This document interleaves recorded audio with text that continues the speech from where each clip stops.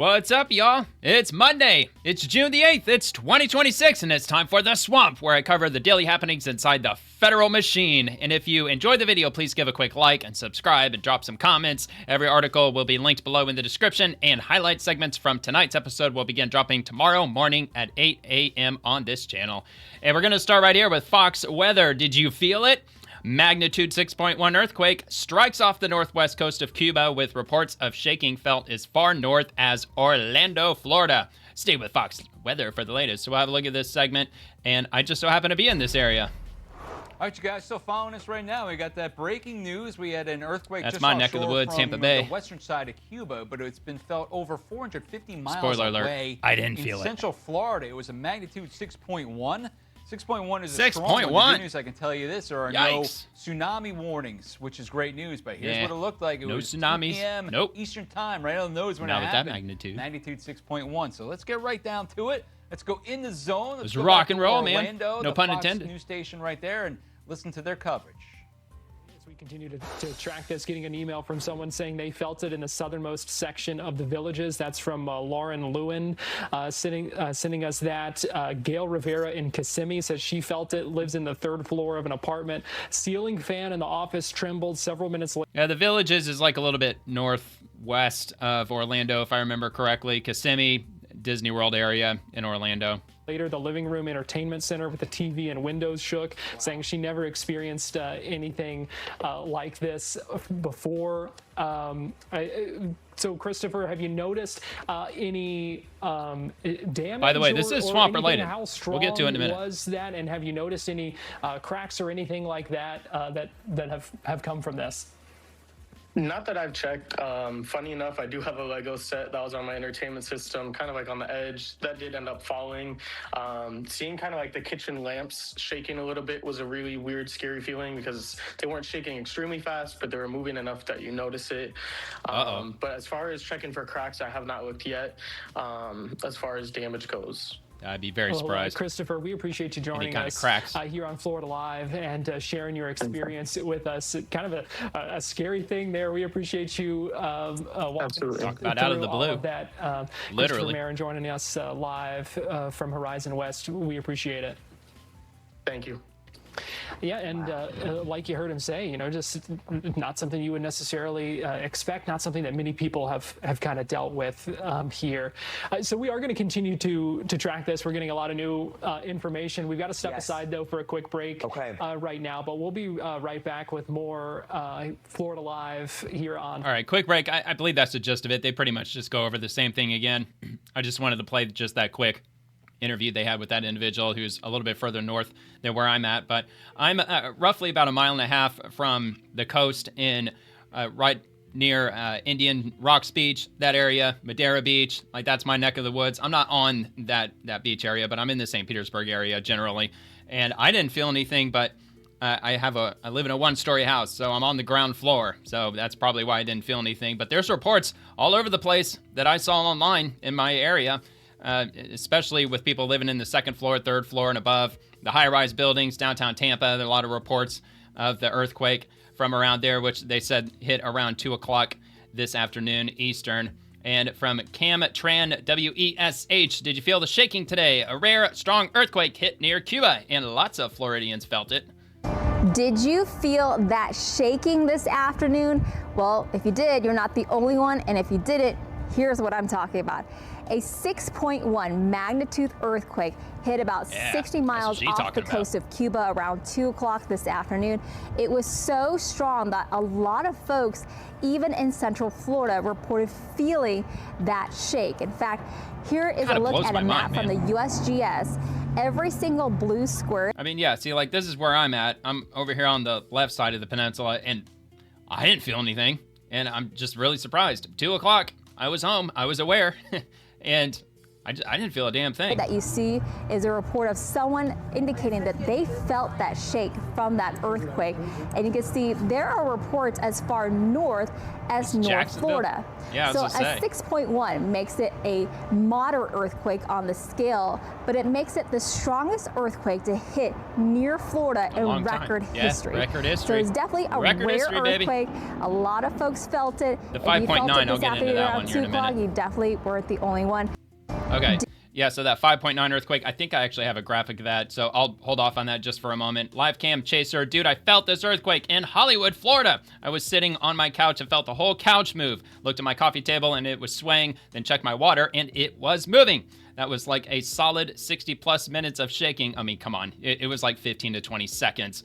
Maybe he meant to say 60 seconds of shaking. That might be a little bit more believable, but he's got a video of his water cooler jostling around a little bit. So it seems legit to me that there is some shaking happening. I guess technically maybe he could have had his foot down there at the bottom, like very slightly tapping at it. You know, I don't know. It's kind of hard to believe anything on the internet anymore. That came from, and he was replying to USGS earthquakes. And this is from AZ Intel. Just in, strong earthquake hits the Cuba region, global Q quake. And there's the image graphic. That's the epicenter just off the western coast of Cuba. Magnitude, they said magnitude 6.4. That must have not been confirmed just yet, even though the timestamp they have is 18:05, which is 6:05 p.m., I'm assuming Eastern time. But everybody else is saying 6.1, so I'm just going to go with 6.1. And NWS by Emmy with the gray badge. That's why it's swamp related. Anything with the gray badge is in reference to government. So that's in this show's neck of the woods. And as of reporting at 2:15 p.m. today, we've received several recent reports of shaking across southwestern Florida within the past 30 minutes. An earthquake has just occurred off just west of Cuba in the southern Gulf. USGS Quakes has since revised the magnitude down to a 6.1 at a depth of 10 kilometers. So that was pretty deep. And USGS Community Internet Intensity Map. And there's the dead center epicenter. So it was quite close to Cuba. And I have a further out view here of the same image, just a more broad view, showing more coverage. And from Matt DeVitt, rare Gulf earthquake. The magnitude 6.1 today near Cuba is officially the second strongest on record in the Gulf. I mean, the other news individual, that lady, said that it was the strongest. I thought it was the strongest. Okay, so I guess technically the one 6.4 in 1959, I mean, that is in the Gulf of America. So, you know, I guess that would break, that would be the record breaker, the one in 1959. So let's see. Considering the shaking in Florida today, the largest known quake ever in the state was a 4.4 in 1879, southeast of Gainesville, like to actually hit inside the state. Probably the only one. I mean, not only the largest, but I don't know. Maybe there's like those little micro, like 2.0 and whatnot that happen all the time. Like what? There's like millions of those a year, I think. And WS tsunami alerts. Oh yeah. By the way, the 5.9. I forgot to get to that. 2006. I did feel that one. That one happened on a Sunday. I was off work because I was working first shift Monday through Friday at the time, and it was probably like around, I'd say maybe sometime around noon. It was like late morning, maybe early afternoon, somewhere around there. I lived in a second-story apartment at the time. I was on the computer, and it felt like large dump trucks that were dead silent driving right up next to our building. It was like full-on rattling, like not a bit more than like a cell phone vibrating on the table. It was more pronounced than that. But it definitely just threw me off guard, like, what the hell is that? And as far as I know, that's the only time I ever experienced any form of an earthquake. But yeah, at the time, that was, I think that was the only, well, maybe not the only one that they reported. There's some historical significance to that. I think at the time, before this one hit today, that was the strongest earthquake to hit the Tampa Bay area or to affect the Tampa Bay area in recorded history, which definitely shows on this map. So very interesting when that happened. And NWS tsunami alerts from the National Tsunami Warning Center. No tsunami, no danger from a recent earthquake. Duty scientists analyzed the event at 1400 Eastern Daylight Time on June the 8th. Sounds like 1400 precisely, right on the button. Magnitude 6.4, which has been downgraded to a 6.1. Tsunami information statement for this event is posted at tsunami.gov. I guess I'll link it. I don't see any reason to even look at it, so I'm not going to, but I'll have it linked. From FEMA, a good reminder for everyone, earthquakes can happen anywhere. Be prepared to drop, cover, and hold on. If you feel shaking, find more safety and preparedness tips from ReadyGov and at ready.gov/earthquakes. And they also had the NWS tsunami alerts that we just read. So there you go, man. Earthquakes. So that's that. And we'll just go ahead and move on to other matters, starting with Kyle Cheney. A federal judge has ruled Trump's $100,000 H-1B visa fee is an unauthorized tax on businesses and must be vacated, even though it's not a tax. I think it's a fee, but anyway, we'll take a look at what he shared here. The $100,000 payment requirement for all H-1B petitions does not aim to establish that hiring H-1B workers is illegal. The payment is not a penalty, just as the IRS fee in Sebelius was not, because it is not punishment for an unlawful act or omission. Hiring workers pursuant to the H-1B program is plainly lawful. Of course, rendering the hiring of H-1B workers unlawful would eliminate the program established by Congress through the statute, which would raise a different separation of powers concern. And then it says, see Clinton versus the city of New York. There's no provision in the Constitution that authorizes the president to enact or amend or to repeal statutes, which I don't think he was doing any of that. Hawaii, does not allow the president to expressly override particular provisions of the INA, nor is this case analogous to Drexel. There, the exaction was clearly imposed to outlaw the hiring of child laborers and to punish employers who deviated from this standard. 259 U.S. 3738. The Supreme Court's reasoning in this pair of precedents supports a finding that the $100,000 payment requirement amounts to a tax, not a penalty. It's not a tax. I mean, I don't believe it's in any way a tax.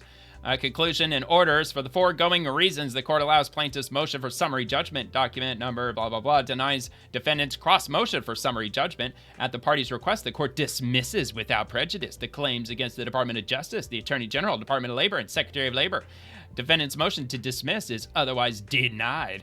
The policy implementing the proclamation is declared unlawful and is vacated in its entirety. The clerk shall enter judgment in favor of plaintiffs and against defendants, with each side bearing its own fees and costs. So just like that, they're striking down Trump's $100,000 H-1B visas. I'm sure there was maybe not a lot of weight behind the judge specifically, although I'm sure there totally was. He was this judge was an Obama-appointed judge, probably a far-left judge. I'm sure there's probably plenty of other things that he has stricken down that Trump has signed off by executive order.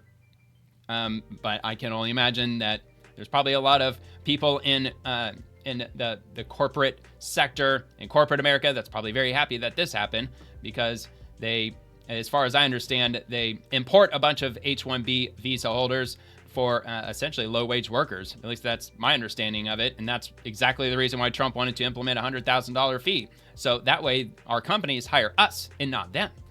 Anyway, this is the court document in its entirety. It's like 42 pages. Yeah, it's 42 pages long, so I don't want to skip all the way past it, but I'm obviously not going to read this here, but again, it'll be in the description. And moving to Upstate Federalist, just simply said, I've been reliably informed that a fee is not a tax. So that was just that simple. I just came across that. Kyle Cheney, we just went through that too. Eric Doherty, breaking: an Obama leftist judge has just struck down President Trump's landmark $100,000 H-1B visa fee.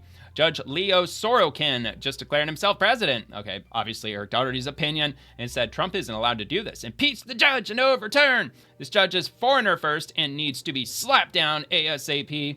Will it go to the Supreme Court? Probably. I don't know if the Supreme Court will take it up or not, but I believe this video is Trump explaining the H-1B visa program that he signed on. No more will these big tech or companies Howard or other Lutnick big companies train foreign workers. They have to pay the government $100,000, then they have to pay the employee. So it's just not economic. If you're going to train somebody, you're going to train one of the recent graduates from one of the great universities across our land. Well, amen. Train Americans. That makes sense. Stop bringing in people to take our jobs.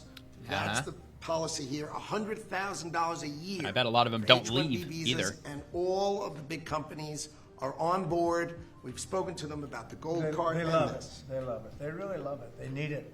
Go ahead, Sean. Mr. President, it seems like there's two categories.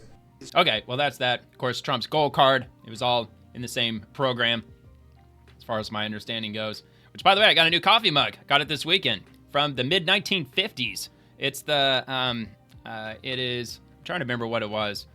Anchor hawking, that's what it was. I don't know why. I drew a blank at the time, or just now. So, yeah, the St. Denis version. I bought it for $10. I went on Facebook Marketplace, and somebody just down the street was selling that. And just by coincidence, I really like jadeite. Jadeite's a really cool color. It's absolutely gorgeous. Highly collectible, 1950s, milk glass. Piece from Anchor hawking. Probably the best $10 I ever spent. All right, so anyway, let's get back to it. RNC Research, Democrat House Leader Hakeem Jeffries, Timu Obama. House Democrats will be a hard no on the budget reconciliation bill this week. Democrats are once again holding funding for law enforcement officers and protecting criminals, as always. Here he is all dolled up because the Knicks are in the finals. To make life more affordable for the American people. He looks like a moron. Not give ICE another $70 billion blank check so they can unleash brutality on American citizens. Brutality. And violently target law-abiding immigrant communities. House Democrats. Law-abiding, huh? Illegal immigrants are totally law-abiding. They didn't break any laws again in the country. On the reckless Republican budget reconciliation bill this week. Talk about a dangerous propagandist trying to look like a cheap pimp. I don't know why the hell he's got the pink. What is that, like some signal to the whole pride thing because it's the month of June? And he's like, oh, I'm totally feminine with my pink Knicks hat. POTUS is a certified ball knower. Sombrero man ain't it.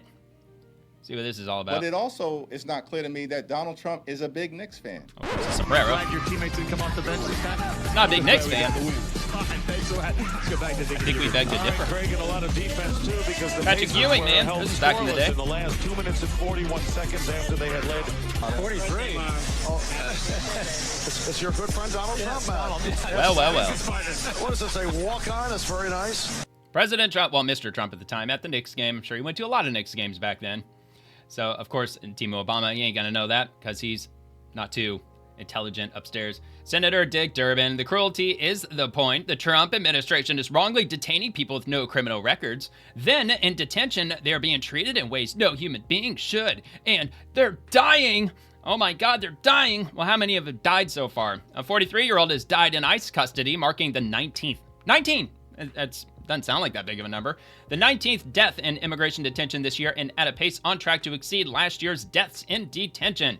And, just an offhand comment. I was like, notice how they don't tell you the cause of death. It's all about the misdirection because chances are it probably died of, some chronic related ailment. Maybe he had diabetes, maybe a heart attack. Who knows? I mean, 43, yeah, a bit on the young side. So I highly doubt that he was tortured or beaten to death or anything ridiculous like that. And not to mention the 19th death, there's been thousands of Americans that die incarcerated every year. I mean, just 19, that's actually an incredibly low number for the entirety of the Immigration and Customs Enforcement detention system. For only 19 to have died in 6 months, that's actually pretty incredible. I mean, it'd be great if it was 0, but still, 19 is an awfully low number when you make a comparison to Americans that are incarcerated. It's literally in the thousands. I think the last official number that came out was in 2018, and it was something like 4,000, 5,000. And anyway, Mayor Zoran Kwame Mamdani, soccer would not exist without immigrants. Immigrants play and coach the game. They work in the stadiums. They fill the stands and make celebrations like the World Cup possible. 6 of the players on the U.S. men's national team are immigrants. Well, look, dude, we have no problem with immigrants. But of course, it's all about the misdirection and the whole low IQ propaganda. We will not allow ICE or anyone else to sow fear into our communities, especially at this moment. As the world comes to our city, we will stand proudly with our immigrant neighbors and reject these attacks for what they are, an attempt to divide us. Now, dude, the Democrats do an incredible job at dividing us in and of itself.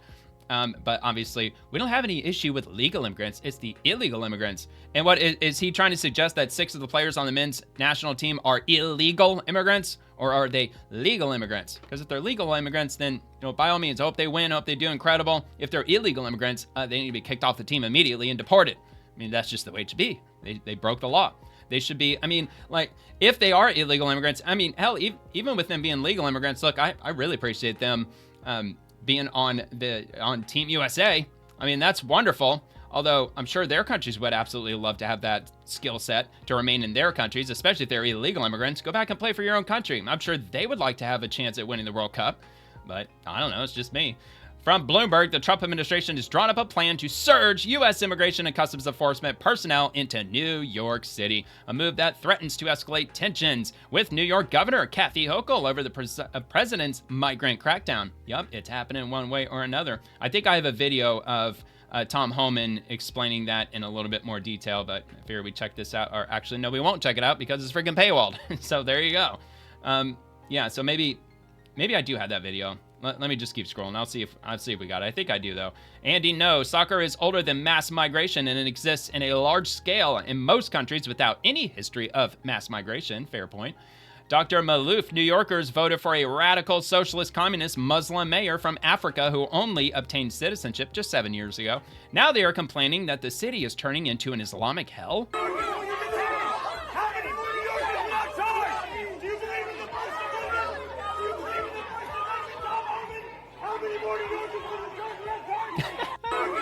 Speak of the devil, Tom Homan. Oh, he's pissed. He's pissing his pants over Tom Homan.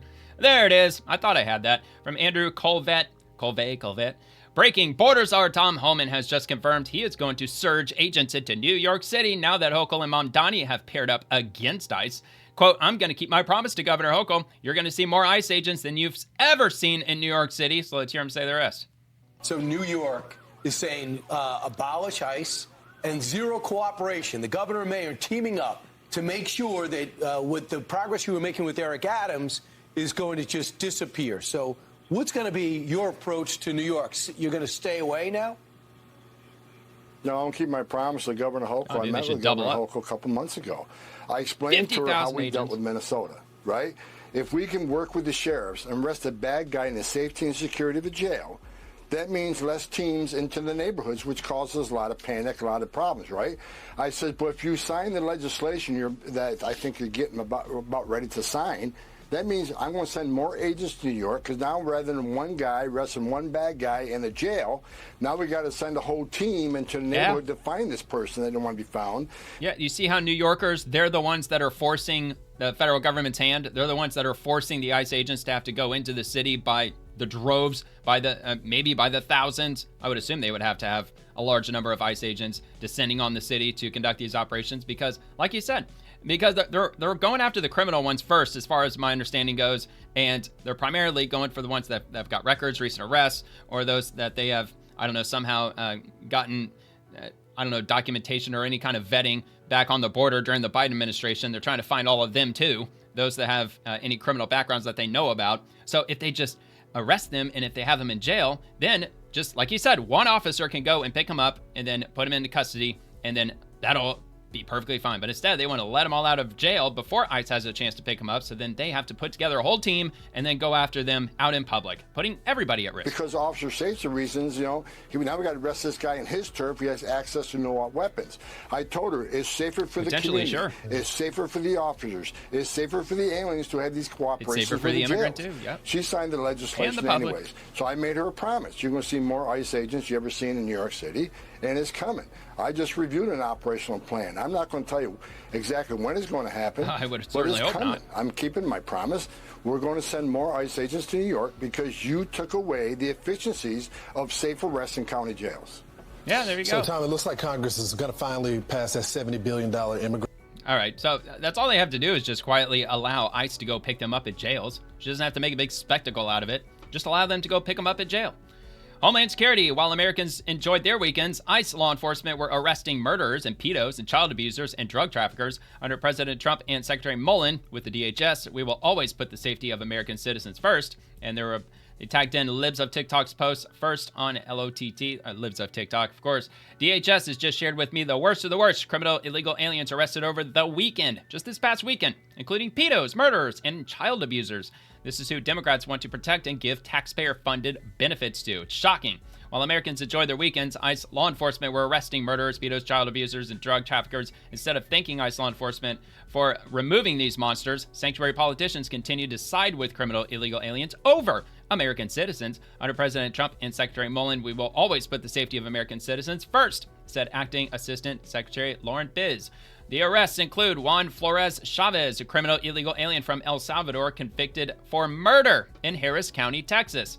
Steve Charles, a criminal illegal from Haiti, convicted for indecent assault on a child under the age of 13 in Bucks County, Pennsylvania. Victor Alfonso Moreno Jimenez, a criminal illegal alien from Mexico, convicted for abuse against a child, fondling and exploitation of a minor, and then also performance of you know what in Baltimore City, Maryland. Rafael Torres, a criminal illegal alien from El Salvador, convicted for course of misconduct against a child in Riverhead, New York. Joshua Curiel Soto, a criminal illegal from Mexico, convicted for felony S with a minor, multiple convictions for driving under the influence of alcohol and drugs, and felon in possession of a firearm in San Bernardino, California. Mauricio Orlando Samoya Chavez, a criminal illegal alien from Guatemala, convicted for burglary and motivation-related assault in Pierce County, Washington. I mean, look, I think we get the idea, right? It just goes on and on and on. I mean, just these worst of the worst criminals that our federal government has apprehended, no thanks to the Democrats who are fighting tooth and nail to keep them on the streets.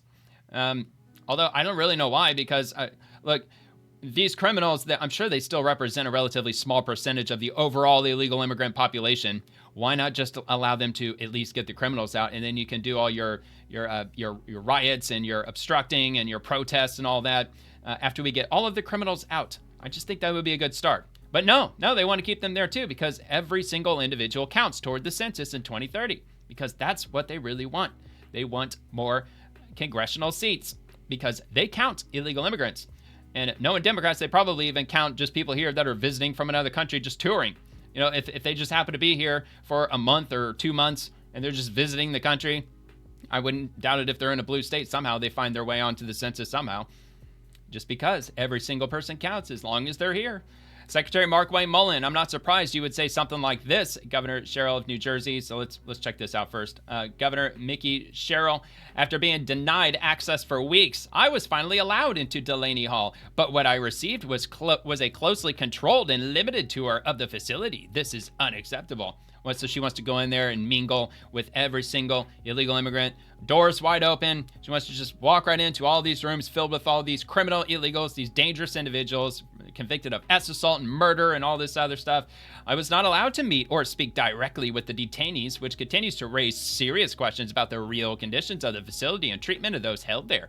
I will continue to push to speak with the detainees directly. They deserve to be heard, and the public deserves answers. Well, dude, of course they're going to say it's bad conditions, or they might just ask, well, if I say the right thing, will you push to shut this thing down? Well, you bet your ass. Well, then of course they're going to tell her that it's the worst place on earth. It's the worst place imaginable. It's not a 5-star resort anyway. It's the equivalent of jail. So, and as the feds have been saying that the conditions in ICE facilities are far better than conditions in, let's say, New Jersey jails and New Jersey prisons, probably in any other state, really. So Secretary Mark Wayne Mullen replied by saying, on June 8th, I personally granted you access to the facility as an act of good faith, despite you having exactly zero federal oversight authority. Of course, you're still trying to turn Delaney Hall into a political football for the radical left. You were told before you went in, you would not have the ability to speak to detainees. This is a federal facility, Governor. You are not federally elected. I suggest you and your health inspectors spend more time at your New Jersey state detention facilities. Delaney Hall has 2 times more medical personnel per detainee than New Jersey State Prison, and at least twice as much square footage. Detainees are also twice more likely to die in New Jersey state custody. Yeah, see, there you go. And that wouldn't surprise me at all. I'm sure it's probably a lot more than twice as likely. It's probably like 4 or 5 times more likely. Just my opinion. Another one, Secretary Mark Wayne Mullen. It has been more than 100 days since congressional Democrats defunded ICE and Border Patrol in a radical attempt to protect violent criminal illegal aliens and undermine President Trump's highly successful border security agenda. There is no time for further delay. The Honorable Mike Johnson, Speaker of the House, and he's writing to Mr. Speaker, of course, with Homeland Security's letterhead. I write today to express the urgent need to provide base funding to the brave men and women of Immigration and Customs Enforcement and Border Patrol who put their lives on the line every single day to help the homeland safe, or to keep the homeland safe, rather. ICE and Customs and Border Protection are working to protect the American people during the 2026 World Cup, which begins next week, prevent Ebola from reaching our shores, and fight the spread of New World screwworm in the U.S., which I'll be getting to later on, among other critical law enforcement functions. The current funding situation, however, continues to undermine ICE and CBP's ability to fully carry out their respective missions. It is imperative that Congress immediately passes the Secure America Act to fully fund these critical components. Following Senate passage last week, the House is the final hurdle in ensuring our ICE and CBP agents have the resources they need to execute their mission. And it goes on from there. So I'll repost this. There's a direct link below to my profile, which will take you directly to this post, or you can go to Secretary Markwayne Mullen's profile at SEC Mullen DHS. So now that it's in the House, I don't see why there's a major holdup, because I believe they've already passed the funding in different forms a number of times already in the House. It's usually the Senate that ends up being the biggest roadblock with DHS and ICE funding. So there might be a couple of Republicans who might be trying to add a couple of things to it, maybe a couple of provisions. I'm sure there's probably some Democrats that are trying to take away from it, although the Republicans outnumber the Democrats and they just need a simple majority in order to pass it in the House. So I'm sure it's being held up for some good reason. Steve Scalise, how crazy have Democrats become? Last week, the House voted on a bill to crack down on fraud in child care programs after billions of taxpayer dollars were lost to phony operations like Minnesota's infamous Quality Learning Center.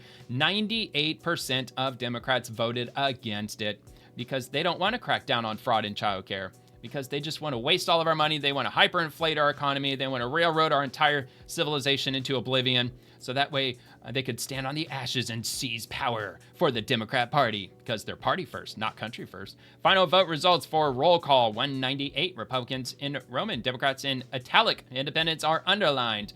HR 7726, yeas and nays. This is back on June the 3rd at 5:08 p.m. So the Democrats, 207 voted no, and only 4 voted yes. Republicans, 212 voted yes. I'm assuming 0 voted no. Not votes. There were 5 that didn't vote for some reason, though. And 1 independent voting yes. All right. Rolling on. House Rules Committee. Democrats they don't want to talk about fraud. They don't ever want to talk about fraud. Probably because most of the fraud's occurring in blue states. But that's not to say that there isn't any happening in red states. I'm sure there's a lot of fraud happening in all 50 states. Are we talking about fraud? What are we talking about? I don't think you understand what we're talking about here. We're talking about fraud.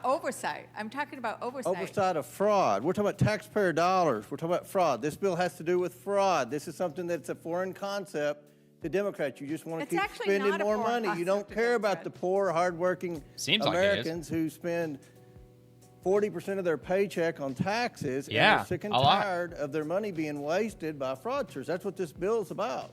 Yep. And you talk about inspectors bloated spending general, my God. Where have the inspectors general been on all this fraud? They got fired. This fraud's been happening for years. I would fire them all and hire new ones. Oh, hell yeah. Absolutely you should. Get some young blood in there. A lot of recent graduates, a lot of people graduating out of college. They don't know what the hell to do with their degree. I'm sure there's a lot of accountants, a lot of even like forensic accountants. There's probably a lot of brilliant minds that are graduating.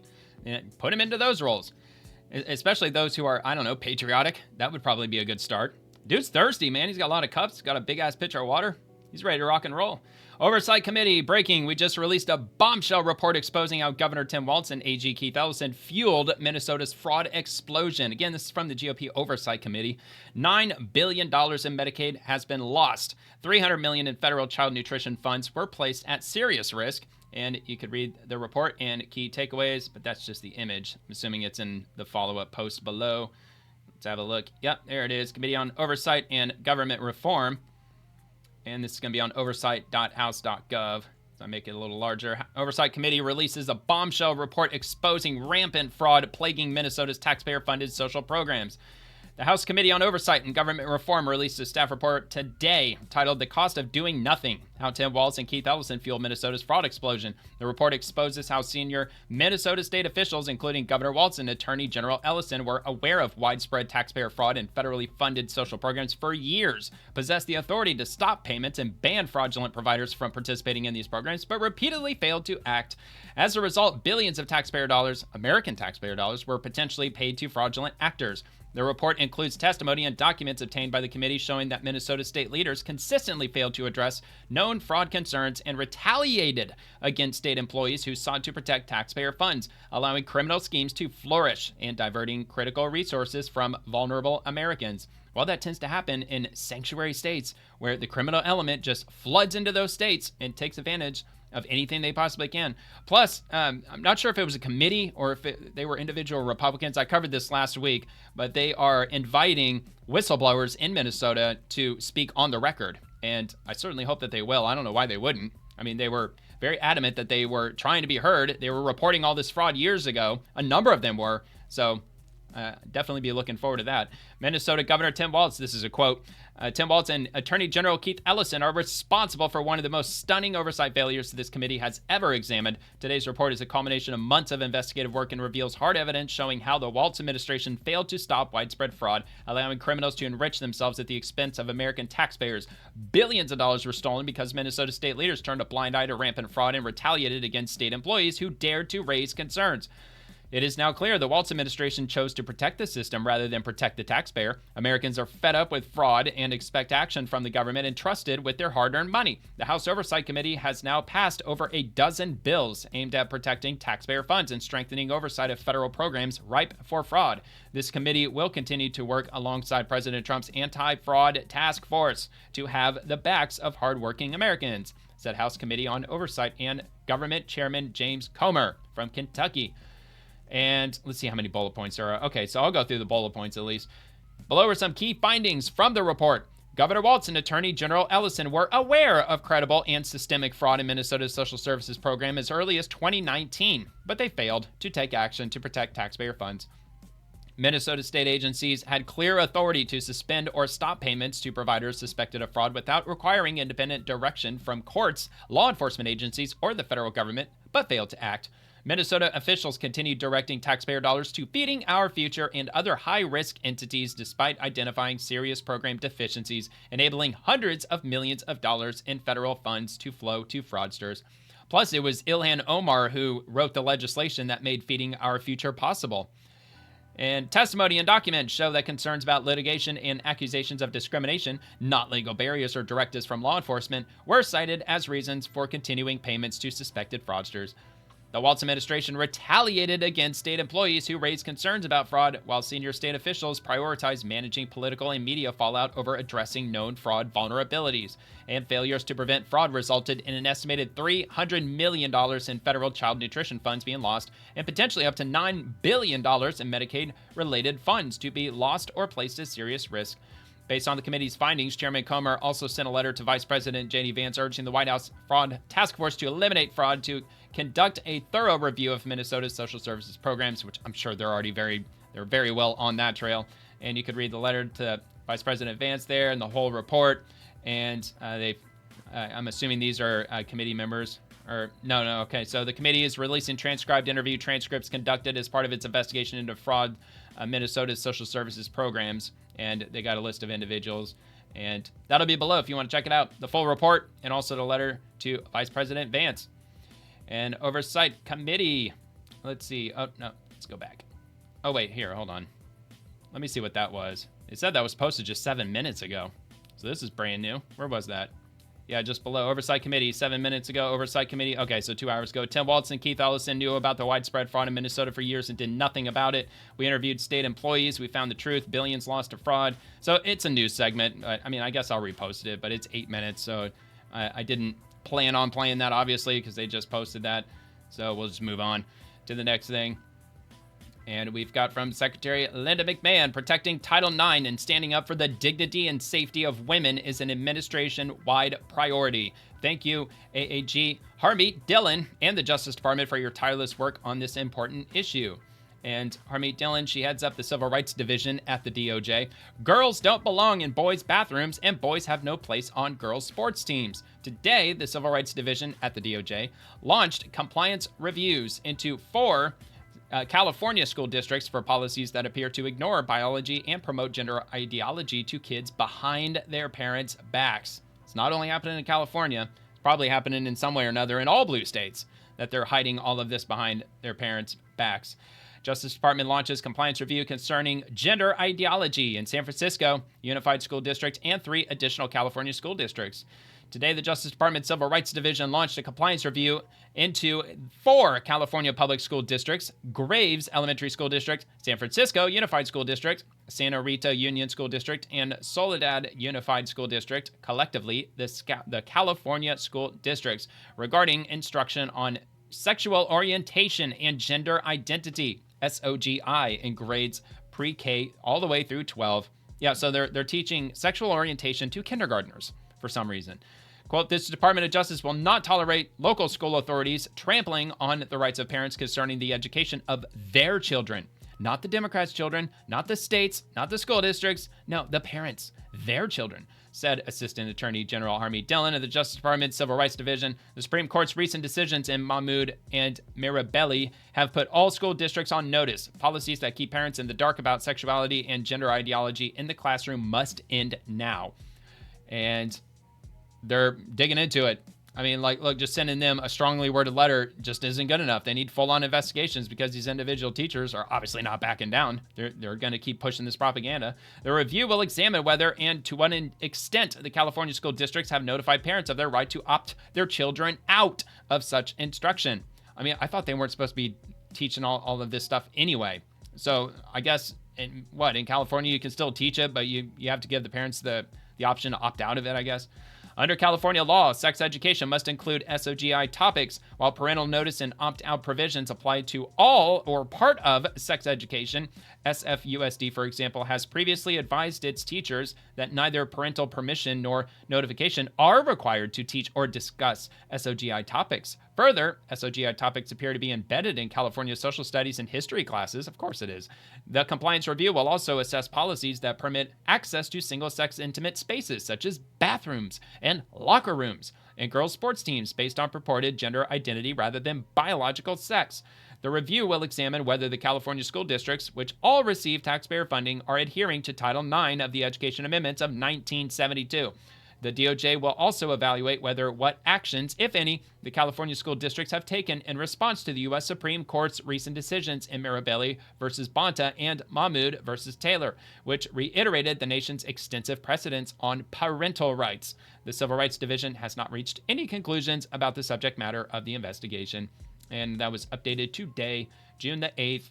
And this post was, what time was that? 3 o'clock this afternoon, Eastern Time. As most, if not all of these posts are within the last 24 hours.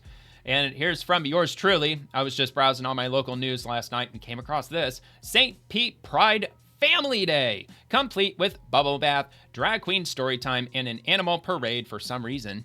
And look, like back in 2008, a friend of mine is LGBT. I'll just keep it at that.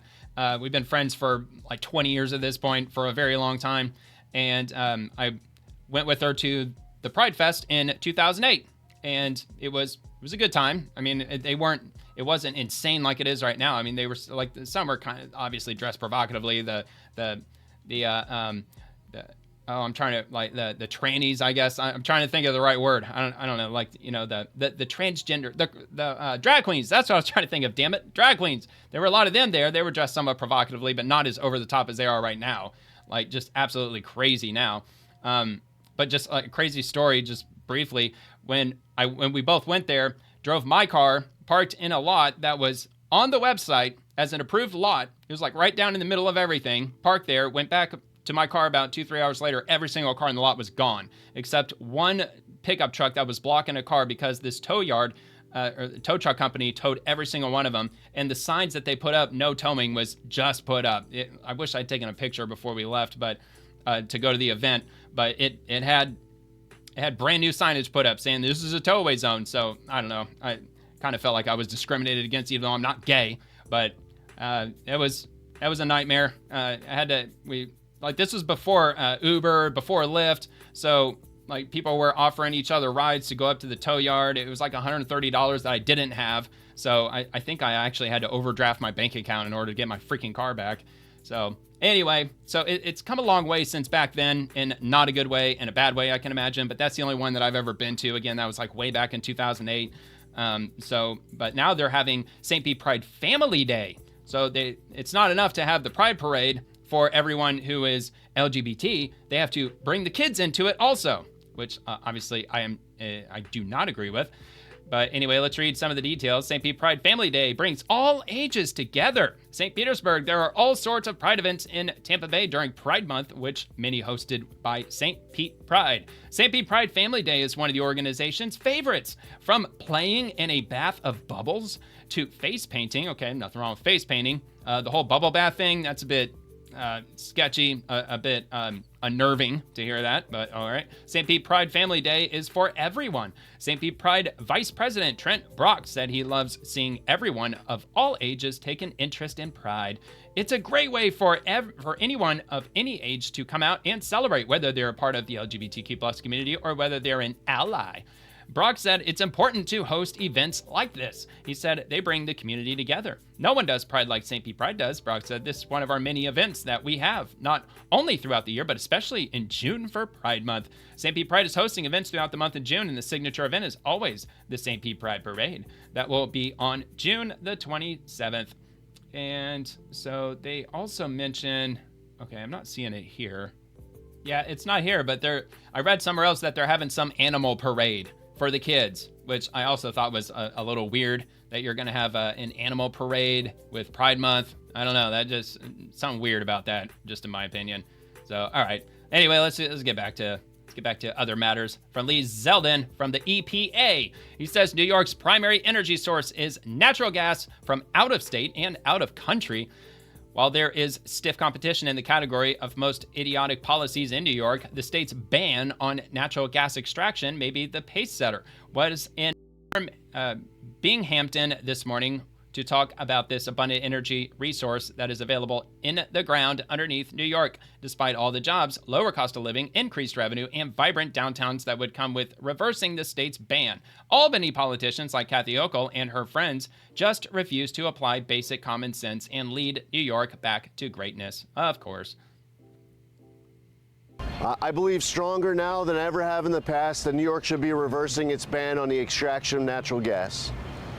There are so many property owners I think I know what's going on along here. the southern tier who would be able to benefit so much. Local municipalities that would be able to see the increased tax revenue, businesses and downtowns that would see the increased business revenue, billions of dollars of more money that would be able to head to a place like Broome County. And think of how much billions of dollars would mean for this community. But, you know, I guess potentially it could be a blessing in disguise. If they keep those resources locked up for years, then maybe it'd be almost impossible for me to even envision this, but maybe decades down the road, maybe New York will become deep red again, and in other states, perhaps those resources might have been depleted, but now they've got all those reserves that are locked up thanks to Democrat policies. So who knows? There might be some silver lining to that. Just let it chill in the ground for a while. You know, there's other states that are extracting it. You know, I don't know, just trying to make some positivity out of the situation. Although I believe that he's completely right. It would definitely add a lot of jobs. It would probably lower the cost of energy for sure in New York instead of importing their energy from out of the country like California does with gas out of freaking Iraq. That's insane. Most gas in California comes from Iraq. Just mind-blowing. Senate Republicans, James Tallarico, he's desperately flip-flopping on his liberal views again. In 2024, you can't call yourself a Christian and destroy God's creation with greenhouse gases. You can't call yourself a Christian and destroy God's creation with greenhouse gases. You can't. Yeah, but God created the greenhouse gases. God created everything. And plus, God works in mysterious ways. Anyway, so here's another one. RNC Research, James Tallarico. We have to protect good-paying oil and gas jobs. Tallarico introduced a bill in the Texas legislature to try and eliminate the oil and gas industry in Texas. Tallarico is a fraud. We have to protect good-paying oil and gas jobs. You know, I've had family members who have worked in the oil and gas industry. I went to lip-flopping. Texas public schools funded by but what Texas would God oil think? and gas. So I owe a lot to the industry, and I know that some of these jobs keep whole families afloat. Sure. And so I want to protect our status as an energy leader here in Texas. All right. Well, I would pose the argument that if God didn't want us to use oil or any natural fuel sources, then they wouldn't exist.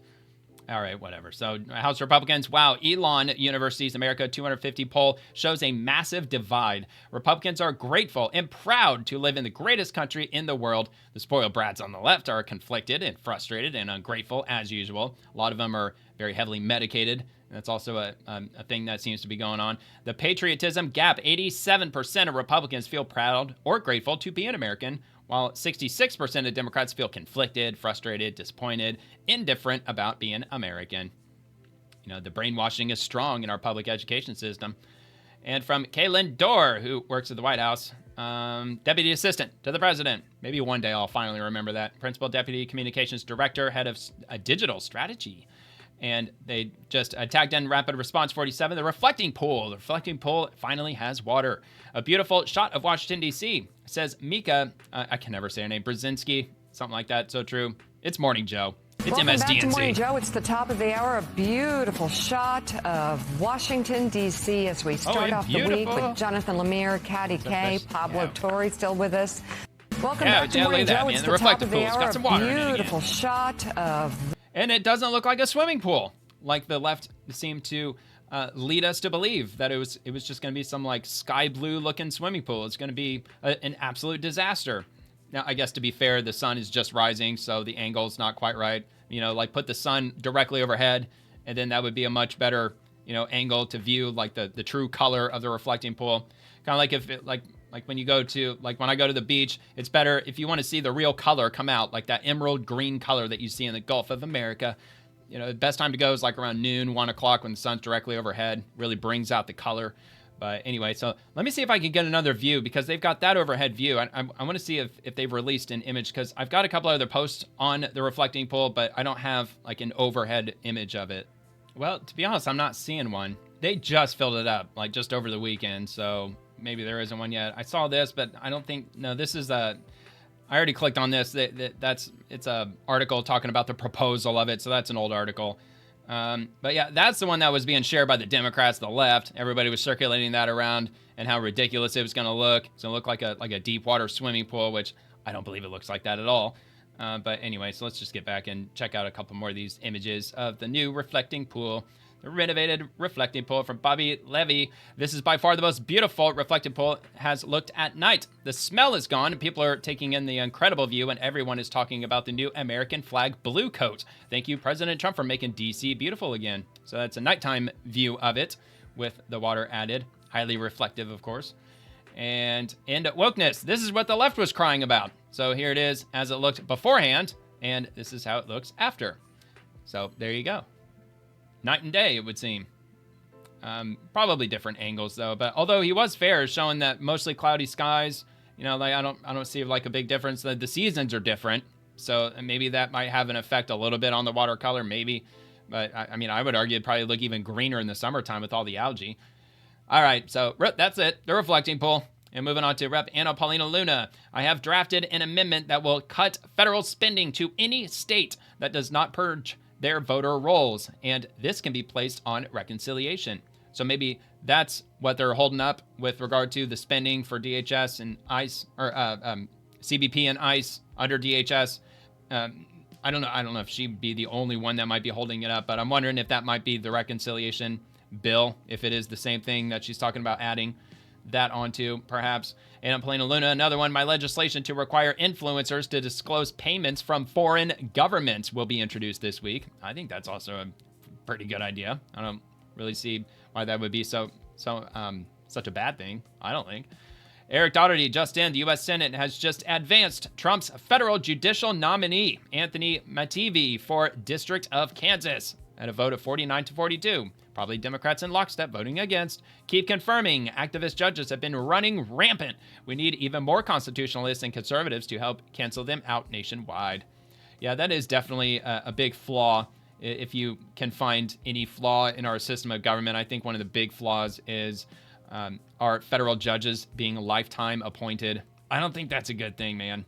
I don't know. It just doesn't seem to play out too well. But that's just the way it is. Rapid Response 47, Trump administration launches largest ever effort to denaturalize U.S. citizens accused of fraud or other crimes. This is on CBS News. And we'll have a look at this. Here we go. Trump administration on Monday announced it is seeking to revoke the citizenship of 17 U.S. citizens accused of immigration fraud, expanding its unprecedented denaturalization campaign. I don't think that they're making this up out of thin air. I'm pretty sure that's already on the books, isn't it? That if you apply for citizenship and if you take the exam and you take your oath and you become a U.S. citizen, if you lied on your application or if you committed any kind of fraud with regard to your status before you became a citizen, that revokes your status. I'm pretty sure that's already in the law.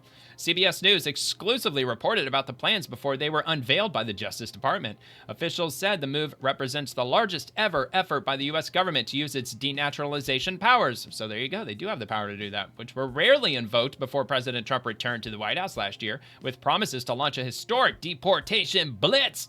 Between 1990 and 2017, the Justice Department filed an average of just 11 legal complaints per year seeking to denaturalize American citizens, historical figures indicate. Well, dude, it's not that night and day. We're talking 11, and they said 17. You know, like the Trump administration didn't throw out a number like 7,000.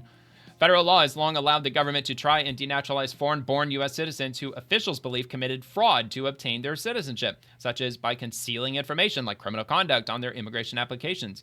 But the process has been historically lengthy, complex, and seldom exercised, requiring officials to persuade judges to strip naturalized citizens of their citizenship in civil or criminal proceedings in federal court. The Trump administration has sought to vastly escalate denaturalization efforts as part of its larger crackdown on illegal and legal immigration. Really, CBS? Legal? I don't think we're cracking down on illegal immigration. I'm sure that the numbers are probably relatively similar to where they've always been, but maybe I'm wrong. In 2025, the Justice Department broadened the categories of naturalized citizens who should be prioritized for denaturalization. Last month, officials announced a dozen denaturalization cases, at the time the largest such effort in years. Some of the 17 citizens targeted in the latest denaturalization campaigns were convicted of violent or serious crimes. Well, then why would you use a word like targeted? I mean, that makes it sound like that the Trump administration is going after, innocent people. Let's see, including sex offenses against children. Well, yeah, denaturalize them. I would be perfectly fine with that. Look, if they became a U.S. citizen and they committed a sex crime against children, I don't care if it's 20 years later, denaturalize them. I'm sure they probably wouldn't be able to under the current law, but whatever. Others were convicted of fraud crimes or accused of committing immigration fraud. In federal court complaints filed across the country in recent days, Justice Department officials argued that the individuals concealed their criminal activity when they applied for U.S. citizenship or were otherwise ineligible to be naturalized, including because they lacked a good moral character. I'm sure that's not the one thing that the Trump administration is standing on. I'm sure that it has to do with S crimes and other violent and serious crimes. They make it sound like that the Trump administration is just cherry-picking people out of the crowd and saying, you know what, I don't think you have a good moral character. You're out of here. I don't think it's working that way, CBS News. Those targeted in the latest round of denaturalization cases include a Haitian immigrant who allegedly abused his daughter. A man from the former Yugoslavia convicted of abusing a child under the age of 15. Look, I don't see who's going to push back against this. An immigrant from Mexico convicted of receiving sexually explicit images of minors. A former Catholic priest born in Colombia accused of child abuse, and a Filipino-born man who pleaded guilty to a child S crime. Why would there be any pushback against this? Because Democrats are psychopaths. The group also includes an Indian immigrant accused of filing fraudulent H-1B visa petitions. Yeah, that would be a reason. The daughter of a Colombian drug trafficker accused of money laundering. That should also be a good reason. A man born in Jamaica convicted of wire fraud. Yeah. And a Cuban-born woman accused of defrauding a tribal casino. Another good reason. Other naturalized citizens were accused of using false identities. Look, man, don't go to casinos. If you're really good at what you do when it comes to gambling, they're just going to blacklist you anyway. If you're on a hot streak, they're going to cash you out and kick you out. They'll put you on a blacklist. They only want losers in the casino. So you just can't get ahead one way or another. Unless maybe if you play something like Texas Hold'em where you're not playing against the house, maybe they might not have an issue with that. If you want to be a high roller in the casino and you're good at it. But anyway, that'll be linked below. I don't want to read all the rest of it, but it'll be there if you want to check it out. From Kelly Loeffler with the Small Business Administration. Last week in Ohio, the SBA announced suspensions for another 27,000 borrowers tied to $1.1 billion in suspected COVID fraud, 4 of whom have already been indicted by the DOJ. This administration is working at light speed to hold fraudsters accountable for stealing from the American public. This is on dispatch.com. And I checked it before, at least on my phone, and it didn't appear to be paywalled because I don't think I've been on this website before. So here's the key points. 4 Ohioans face charges for allegedly defrauding COVID-19 relief programs of $1.4 million. The defendants are accused of submitting false paycheck protection program, or PPP loans, applications and using the funds for personal expenses. An additional 27,486 Ohio borrowers have been suspended in suspected connection with $1.1 billion in suspected pandemic loan fraud. And the charges are part of a broader state and federal collaboration to combat fraudulent activity. U.S. Department of Justice has charged 4 Ohioans, accusing them of participating in a fraud scheme to get $1.4 million in COVID-19 pandemic relief funds. The DOJ alleges the defendants submitted false Paycheck Protection Program loan applications on behalf of businesses. The U.S. Small Business Administration approved the loans, and prosecutors accused the defendants of using the money on personal expenses beyond the list of items permitted under program regulations. The federal government launched the Paycheck Protection Program back in 2020 as a response to the COVID-19 pandemic to support small businesses. Yeah, because they shut them all down. They forced them all to close. You're not essential. So because you're not essential, we're going to force you to close down a business. I cannot believe that COVID actually happened in the United States of America. So much for being in a free country. The program gave funds to eligible small businesses that could support up to 8 weeks of payroll, including benefits, and allowed participants to use the money on rent and utilizes. I would assume that means utilities or mortgages if needed, according to the Treasury Department. Up to 8 weeks of payroll. Pretty sure there were a lot of states that were closed for a hell of a lot longer than 8 weeks. If convicted, the defendants could face prison, restitution, and fines. SBA Administrator Kelly Loeffler said the agency intends to continue its efforts to hold fraudsters accountable. The Trump administration delivered a clear message in Ohio today. If you defraud federal programs at any level, we will find you and work with law enforcement to hold you accountable. So it goes on from there. They could probably go over some more numbers, but I covered all of this last week. She just posted this again today. Just appears to be a reminder to everyone in case you missed it. This happened last week, and they're prosecuting more and more. And from Leader John Thune, let's check in on Leader John Thune, because everybody loves him so much with his establishmentarianism. As long as Republicans are in charge, there will be agents at our borders to prevent terrorists and traffickers and other dangerous individuals from making their way into our country. And there will be agents to take criminal illegal immigrants off our streets. I wish I could say the same of my Democrat colleagues. I mean, all that sounds good, fine, and well. It's just the Save America Act, trying to get the filibuster nuked before the Democrats do it, because they absolutely will. It's just a matter of when. And by the way, he got 1,100 likes. Seems like a lot, until you see the 7,300 comments, ruthlessly ratioed, as every single post on John Thune's profile is brutally ratioed. Some of the highest ratio numbers I've ever seen. So we're not going to watch all of it, but we'll see where it goes. Mr. President, sometimes I have to wonder if Democrats remember the last election and how 4 years of record-breaking illegal immigration on President Biden's watch helped hand the House, the Senate, and the White House to Republicans. Because to watch the Democrat Party right now, you'd think that 2024 never happened. Democrats not only haven't rejected the open borders philosophy of the Biden administration, they've doubled down. At least we had the Border Patrol and Immigration and Customs Enforcement under President Biden. Now every Senate Democrat is on record as wanting to shut down those agencies. That's right. They don't care. They're cultists. Democrats voted to defund the agents who stand guard on our nation's borders and help prevent dangerous individuals from entering our country.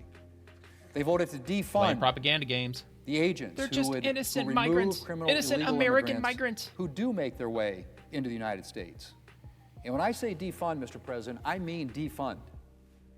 Democrats oppose giving these agencies I would probably a say single abolish. dollar. They want to abolish. And I hope all of these agencies. I really hope that my Democrat colleagues are not going to attempt to defend themselves by claiming that they simply wanted reforms of these agencies. What they're going to do, they're going to work to abolish ICE. They're going to abolish CBP. They're going to abolish all federal law enforcement, and they're going to replace them with glorified social workers, like what they tried doing in New York and I believe also in Chicago and LA. And that Republicans wouldn't give them. Because as which the are record completely ineffective. amply reflects, Democrats have offered reforms 90% ineffective. The White House not only made reforms on its own, it repeatedly offered Democrats a robust legislative package. But Democrats weren't interested, presumably because they somehow thought that defund law enforcement and abolish border security would play well for them in November. Of course, I'm pretty sure most Americans don't think we should eliminate security at our nation's borders or open the floodgates for unchecked illegal immigration. Which will happen again. But that hasn't stopped Democrats from embracing defund the police 2.0. Mr. President, I am happy to report that as of Friday, Democrats' crusade to defund border security and law enforcement is well on its way to failure.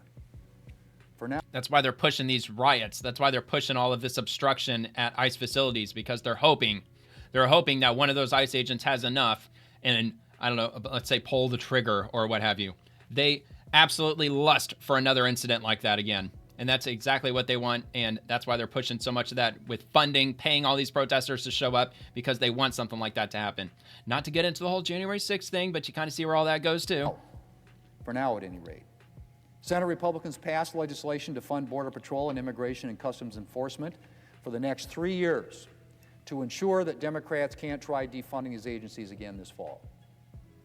But, Mr. President, it is deeply disturbing that we are in this position, that we are having to use the reconciliation process just to get normal appropriations passed for border security and immigration enforcement.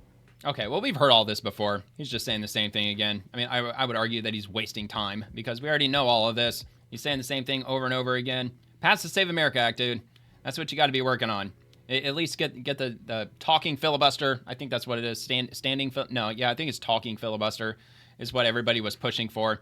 That would really get Democrats on the record with regard to the Save America Act, as far as I understand.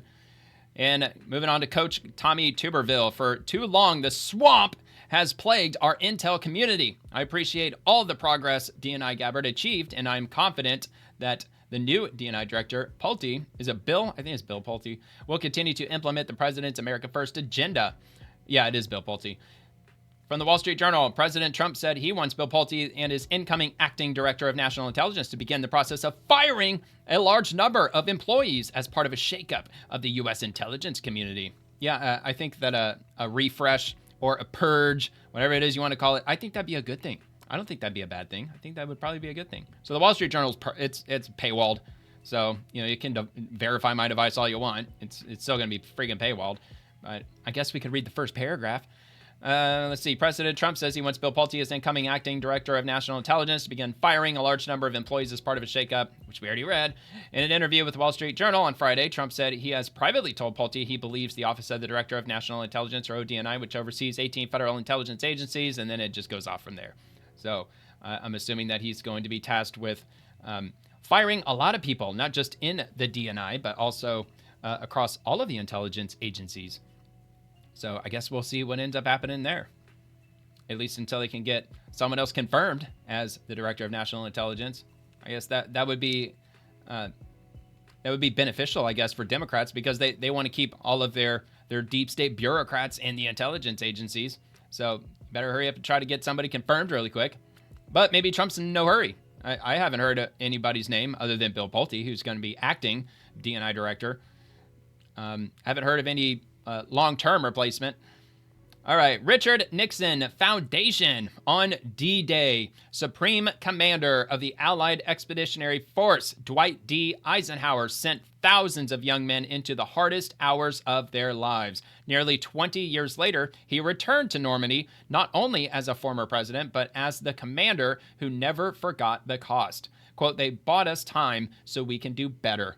And, of course, we're talking about D-Day, which was on June 6th. If I have my history right, I believe it was on June 6th of 1944 when that happened. I devoutly hope that we will never again have to see such scenes as these. I think and hope, pray, that humanity will learn more than we had learned up to that time. But these people gave us a chance And they bought time for us so that we can do better than we have before. So every time I come back to these beaches, or any day when I think about that day 20 years ago now, I say once more, we must find some way to work to peace and to gain an eternal peace for this world. Well, there you have it. And before I move on to the next post, looks like my webcam froze. All right, there we go. We're back. All right, moving on to the next. Secretary of War Pete Hegseth, the boys of D-Day said, "Send me." Have a look at this video. 1944.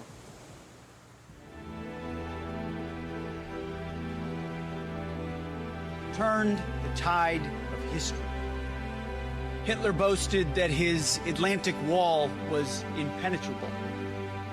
But our enemy made a fatal miscalculation. They underestimated the unbreakable will of the American World War fighting II vets, man, they're still hanging on. Today, as we face an increasingly complex threat environment, we apply the lessons learned on these beaches. Strong allies win wars. To the veterans here today who served in France and around the globe, gentlemen, we love you. It was men like you, it was soldiers like all of you, who, despite the odds and despite the nature of the enemy, said, "Send me." All right, send me. Here you go. That sense of patriotism that we don't really see all that much anymore. I think like the last like major jolt of patriotism that we got within the country was probably right after September 11th. All right, DOW rapid response, Secretary of War, to the veterans who are here today, who served in France and around the globe. Gentlemen, we love you. We owe you a debt of gratitude. To the veterans here today who served in France and around the globe, gentlemen, we love you. We owe you a debt of gratitude we can never repay. A grateful nation honors your service and your historic bravery. June 6th, 1944, turned the tide of history. To the veterans here... That it did. Turned a hell of a tide of history. General Stephen Nordhaus, standing in the rain on Omaha Beach, honoring the Bedford Boys and a family legacy of service. Under gray skies, Sergeant First Class Justin Aznot of the Virginia National Guard's 29th Infantry Division helped honor Virginia's own. For him, it was personal. His grandfather, Sergeant William Raymond Hurd, landed here with Company D, 116th Infantry Regiment on D-Day, 82 years ago. 2 generations of the same proud National Guard family. From Normandy to today, your National Guard is always ready, always there. Hey, Guard Nation.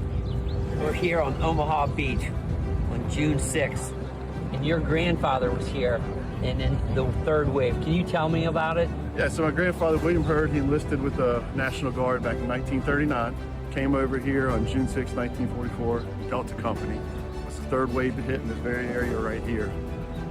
Growing up as a child, he would tell me stories about the war, and that's what sparked my interest as a child growing up. And I enlisted in the military in 2006 when active duty, did the tour in Iraq, switched from active duty to National Guard in 2010. Ended up in Alpha Company, one of the 116th, and I deployed in 2022 to the Horn of Africa. And how I'm in the 3rd Battalion with Bravo Company as a service platoon sergeant there.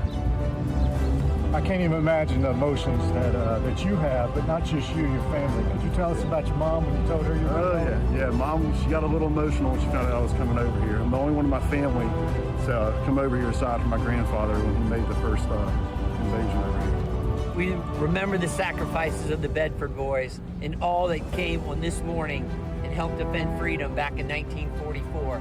And your National Guard was here when that happened and some of the first boots to hit the ground. And your National Guard is always ready. Always there. Very awesome. Quite the family legacy, following in his grandfather's footsteps. And let's head on to the next. I think that might be the last D-Day one that I have.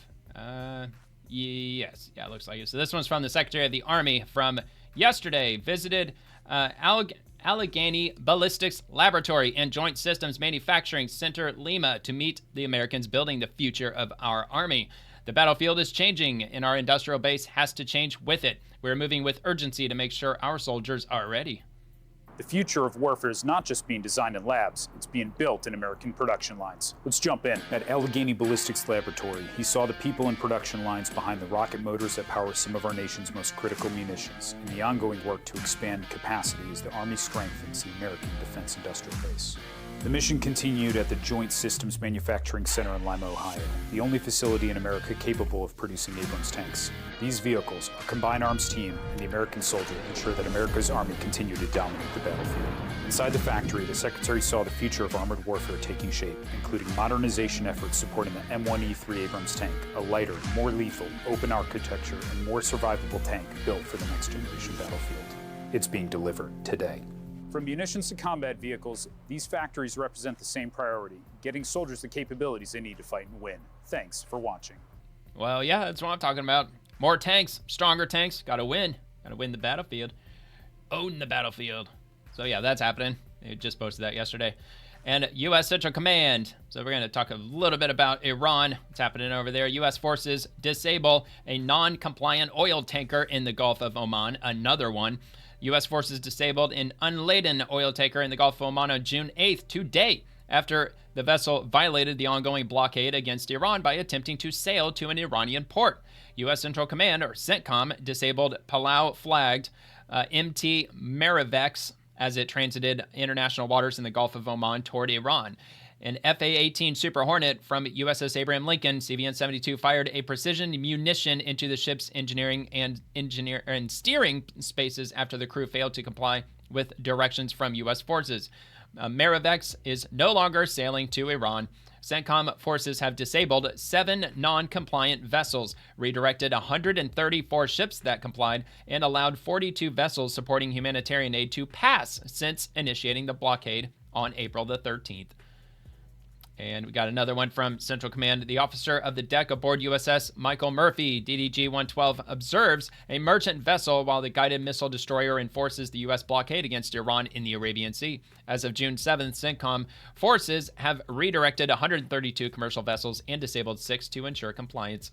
There's an image there that they shared out of CENTCOM, U.S. Central Command. And from a Rapid Response 47...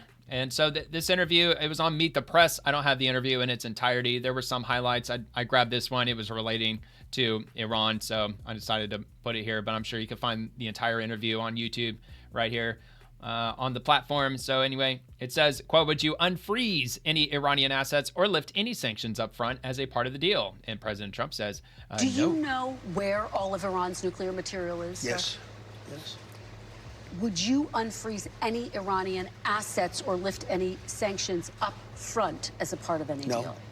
So that would come after. Comes after, yeah. If they behave, turned if they over do a good their job, we nuclear start enrichment talking. Yeah. material. Unlike Obama. Obama flew a Boeing 757, a plane I know very well.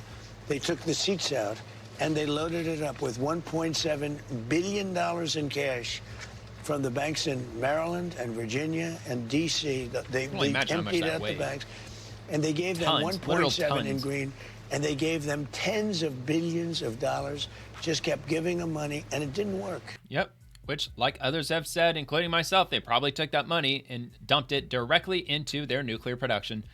Secretary of War Pete Hegseth, America faces real threats from foreign adversaries, including terrorists, cyber actors, and hostile intelligence services. Section 702 remains one of our nation's most effective tools for identifying and disrupting those threats before they reach our shores. The bipartisan Senate reauthorization strengthens both security and civil liberties by adding new safeguards, increasing transparency, expanding congressional oversight, imposing criminal penalties for misuse, and enhancing protections for Americans' constitutional rights. Democrats are choosing to halt action on reauthorization, undermining national security and putting politics ahead of the safety of the American people. At a time of growing threats around the world, Congress should be strengthening the tools that protect our nation, not weakening them. We call on Senator Schumer and Senator Warner to bring Senate Democrats back to the table with Senate Republicans and pass this critical piece of legislation. Reauthorizing Section 702 is about protecting Americans' privacy and protecting American security. We can and must do both. From Andrew Desiderio, says Senators Cotton and Grassley ask Rubio to plan for a potential significant gap in foreign intelligence collection as Senate Democrats block FISA 702 extension over Pulte appointment as acting DNI. Deadline is next Friday. Yeah, that's literally what they're doing then. They're playing politics, 100%. From the U.S. Senate, the Honorable Marco Rubio. Dear Secretary Rubio, we worked with our Democrat counterparts since April 30th to craft a bipartisan and bicameral proposal to reform and extend Title VII of the Foreign Intelligence Surveillance Act for 3 years. Earlier this week, we reached an agreement with our Democrat counterparts. We believe this compromise would have received nearly 70 votes in the Senate and had a promising path in the House of Representatives. Regrettably, it now appears that Minority Leader Chuck Schumer is marching Democrat senators over a cliff and taking FISA Title VII along with them. By walking away from our bipartisan compromise less than a week before the law expires, Senator Schumer has risked the lapse of this critical intelligence authority, especially since it appears that he won't support another short-term FISA extension. We write with regret to ask that you plan for a potential significant gap in foreign intelligence collection. In particular, we strongly urge you to convene a principals committee a meeting as soon as possible and instruct the intelligence community to, number one, identify all intelligence targets on which the United States may lose valuable intelligence information without FISA Title VII. And number two, determine alternative, lawful, and constitutional intelligence collection methods by which the United States could continue collecting intelligence on these individuals. And number three, if necessary, draft a new executive order to remedy the gap left by the lapse of FISA Title VII in a lawful and constitutional manner. Given the gravity of the situation, our two committees remain ready to assist you and your staff with these actions. And sincerely, Senator Tom Cotton, who's the chairman, Select Committee on Intelligence, and Chuck Grassley, who's the chairman of the Committee on the Judiciary. So that's happening. Democrats are stonewalling. And I can imagine, like, I've heard bad. I think I've heard more bad things than good things with regard to that. The FISA Section 702. And I'm not sure exactly if it's true or not, like with them being able to spy on Americans. I don't know if that pertains to this exactly. I mean, maybe I'm thinking of something else. But readers added context, got community noted. Both Democrats and 7 Republicans voted against advancing the FISA 702 extension in a 47-52 procedural vote. Okay. I mean, like, I think the letter said that, though. I think the letter said that the majority, 70 senators would be on board with it, which seems to suggest there would be a few Republicans, or 7, in fact, that would not be okay with it. They linked this, CBS News. Senate fails to extend FISA surveillance programs as deadline nears, with 7 Republicans joining Democrats, which is interesting. 7 Republicans joined Democrats in a 47-52 vote against a procedural motion that would have set up a final vote on the extension next week. The vote comes amid concerns over President Trump's controversial pick of federal House Finance Regulator Bill Pulte to serve as acting director of national intelligence. But a key objection from Republicans who block the reauthorization is that the law can be used to spy on Americans without a warrant. I thought I read that somewhere. The 7 Republicans who voted with Democrats were Senator Josh Hawley of Missouri, Mike Lee of Utah, very interesting, Rand Paul of Kentucky, not surprised, Eric Schmidt of Missouri, Rick Scott of Florida, also surprising to me, John Kennedy of Louisiana, and Tommy Tuberville of Alabama. Democratic Senator John Fetterman was the only Democrat who voted to move ahead with the reauthorization vote. I mean, look, just based on a few of these names that voted against it, it's got me thinking, like, what's really going on with this 702 FISA Act? No warrant to protect Americans, no FISA, Lee posted on X. Senate Majority Leader John Thune said following the vote that the Senate will take another run at it next week, but the Democrats' opposition is a terribly irresponsible position, even though some of the conservatives in his conference voted with Democrats. The naming of Pulte to that position, although the timing arguably wasn't the best, I still don't think it ought to derail something that's this important, John Thune said. So anyway, it goes on from there. Linked below, and let's rock on to the next. And it's going to be from Secretary Marco Rubio, former senator, current Secretary of State Marco Rubio. The Murillo Ortega dictatorship, or is it Murillo Ortega, Dictatorship is an enemy of humanity. The Trump administration will not ignore their crimes and brutality, including the dictatorship's singular role in the death of political opposition leader Brooklyn Rivera. Today, State Department took steps to impose visa restrictions on over 100 Nicaraguan officials who continue to carry out Murillo and Ortega's malign agenda. So I don't think he included, he didn't include anything else, but just short, to the point. And Ambassador Mike Huckabee, a terrorist, carried out a horrific shooting spree targeting civilians in central Israel today, murdering one Israeli and wounding several others. We stand firmly with Israel against these acts of terror. My deepest condolences to the victims' families and all those affected. And I do have a follow-up to this from the U.S. Embassy in Jerusalem, posted 15 hours ago as of this recording. As a result of the current security situation in Israel, including home front command alerts for multiple regions, the U.S. Embassy has directed all U.S. government employees and their family members to shelter in place and be prepared to move to a protected shelter in the event of a red alert until further notice. Operating status, the U.S. Embassy Jerusalem and Embassy Branch Office Tel Aviv consular sections are closed on Tuesday, June 9th. In the event of missile, rocket fire, or hostile aircraft intrusion, a red alert siren may be activated. Follow the instructions from local authorities and the Israeli Home Front Command and seek shelter immediately. Air travel. Ben Gurion Airport is operating. Contact airlines directly for commercial flight operations. Actions to take. Enroll in the Smart Traveler Enrollment Program, or STEP, to receive safety and security updates from the U.S. Embassy. And you can read the full message at il.usembassy.gov. Security alert, Israel, the West Bank, and Gaza. All right. Very, very awful stuff.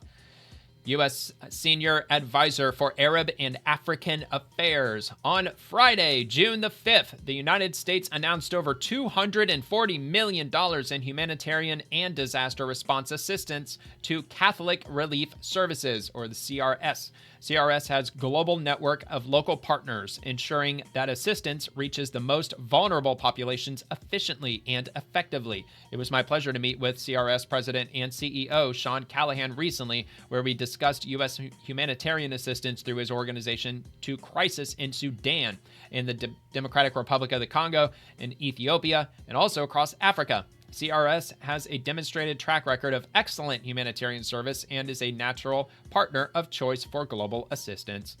All right. Well, if they got the track record, they got the track record. As long as they're not taking like what do a lot of these nonprofit and charities do. Like they only, like, at the end of the day, like only 5 to 10% of the funds actually find their way to those that are in need. The other 90% is for quote unquote overhead and salaries and all that. So I have a feeling this organization's probably not one of them. Anyway, so House Foreign Affairs Committee Majority Chairman Rep. Brian Mast. From the persecution of Christians in Nigeria to the CCP's genocide against the Uyghurs, far too many people are deprived of their God-given right to exercise their religion. That's why the House passed Rep. Chris Smith's bill to reauthorize the USCIRF, independent bipartisan legislative branch entity that monitors, analyzes, and reports on the threats to religious freedom. So let's have a listen and a watch. I rise in support of H.R. 1744, the United States Commission on International Religious Freedom Reauthorization Act of 2025. Congress created this commission, otherwise known as USCIRF, in 1998 with a clear statutory mandate to monitor conditions of religious freedom around the world and make recommendations to Congress and to the President to protect this right. Since then, Congress has reauthorized the Commission's operations, appropriations, and mandate numerous times. Under current law, USCIRF terminates on September 30th of this year. This bill reauthorizes the Commission through December of 2028. America was founded on the principle that all human beings are endowed by our Creator with certain unalienable rights. One of these, the very first laid on the Bill of Rights to the Constitution, is the right to freely exercise one's religion according to one's conscience. Yet throughout the world, believers suffer extreme persecution. Throughout history, tyrants and radical regimes always target religion first. In Nigeria, seemingly every week, Christians are massacred by radical Fulani Muslims wielding machetes and crying Allah Akbar. Christians in China are forced to worship underground. In Nicaragua, the dictatorship has just forbidden Bibles from being brought into the country. What? Christians across much of the Middle East and South Asia are relegated to second-class citizens, harassed and discriminated against simply for professing their beliefs.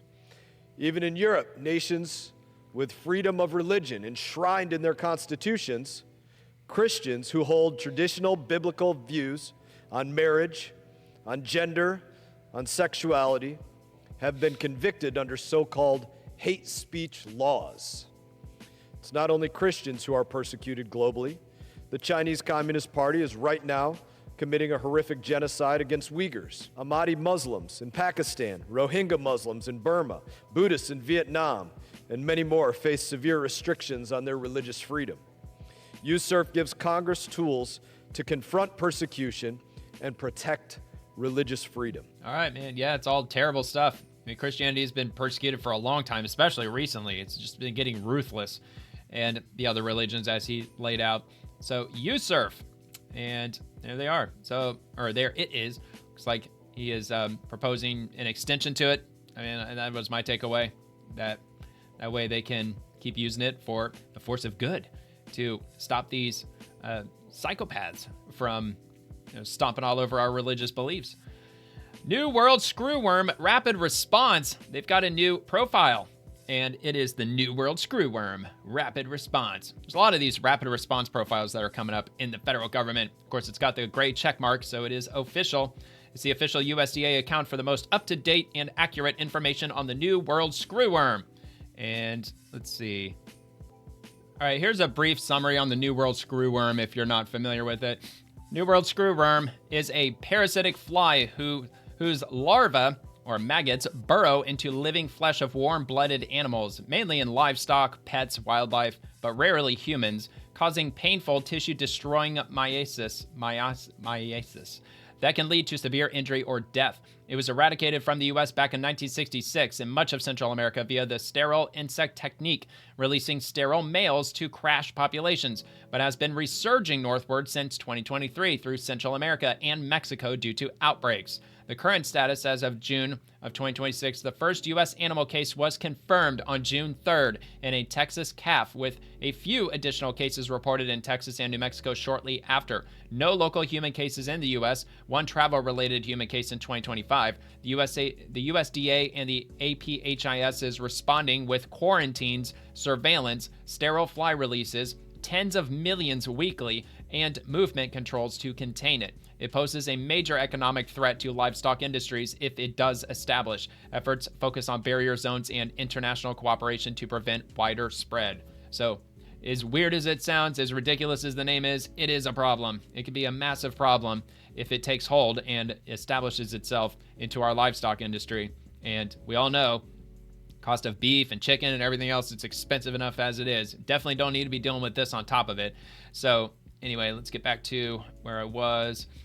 From this post about 5 hours ago, as of this recording, my simple objective is to get more sterile flies. USDA Senior Advisor for New World Screwworm Preparedness, John Bellinger, is focused on one goal: expanding sterile fly production and exploring every available option to strengthen our response.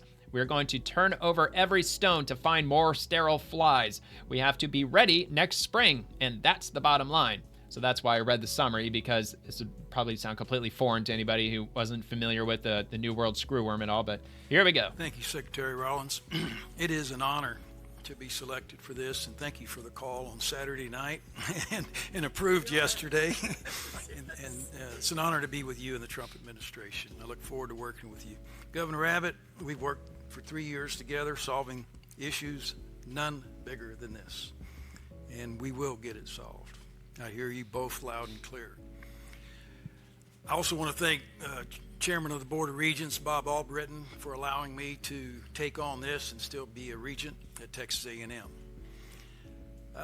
Look, I've got a passion for this. Agriculture is my passion. It's my background. I'm unfortunately, as old as I am, I doctored calves in the 60s with that purple spray. I don't know if any of you did that. But damn, you've been around a while. Catching the calves and looking at those maggots and spraying it and killing them. We were blessed it went away. It's back. It's going to take USDA. It's going to take the state of Texas. It's going to take the Texas A&M system. And it's going to take anybody in the world, as they both have said, that we can go get. And we're going to go get, and we're going to turn over every stone. My simple objective is to get more sterile flies. There's a lot of research going on. We'll see. We hope it works. We hope we can, come up with something. But the obvious is we need more sterile flies, whether it's the Novo fly or expanding what we have in Panama, in Mexico, getting Edinburgh open. And I'm going to turn over every stone to look for another BSL-2 lab. And it might be at the University of Texas. I don't know, because stranger things have happened. Good. Maybe. I'm calling Zerwalk pretty quick to see if he's got one. But we are going to turn over every stone to find more sterile flies. We have to be ready next spring, and that's the bottom line. Thank you again. Look forward to working with each of you. Let me know how I can help you, and please send me any suggestions and thoughts that you might have. Thank you. All right. Well, and I'm not sure how true it is, but I read somewhere that a lot of the migrant caravans and the mass migration into the U.S. over the last several years, like sparing 2025, of course. So apparently that allowed the New World screwworm to somehow migrate further north. It doesn't really make sense to me, but I did read that somewhere, and I think I probably read it somewhere in the government, because that's about all that I follow. But yeah, so there's that. I mean, look, if that's what caused it to spread, the point is that it's spread. So it's already here. It's knocking on our doorstep, and there's already been a case that's been reported. Actually, a few cases, if they've confirmed them by now. One of them, I believe it said, was in New Mexico. So hopefully they'll get it combated, because, as weird and wild and ridiculous as it sounds, if it's going to hit our livestock industry and cause our food to skyrocket even more, that's going to be bad for everybody. So hopefully they'll get that figured out before it gets out of hand. And for breaking number one, breaking FTX. Remember this dude, Sam Bankman-Fried, the guy that defrauded people out of billions, tens of billions of dollars in cryptocurrency. He's reportedly formally applied for a presidential pardon from President Trump, which I decided to ask, has Sam Bankman-Fried been an outspoken supporter or critic of Trump? And I already know the answer to that. I just figured I would ask anyway. Prior to his conviction, Sam Bankman-Fried was not an outspoken supporter or critic of Trump. He was one of the largest Democratic donors in 2020 through 2022. So maybe he wasn't outspoken against Trump specifically. I just knew he was a massive Democrat donor. He took a lot of that money that he had stolen effectively from cryptocurrency buyers, and he gave millions of dollars to Democratic campaigns, mostly to Biden-aligned and progressive caucuses, while claiming some undisclosed donations to Republicans too. Interesting, probably establishment.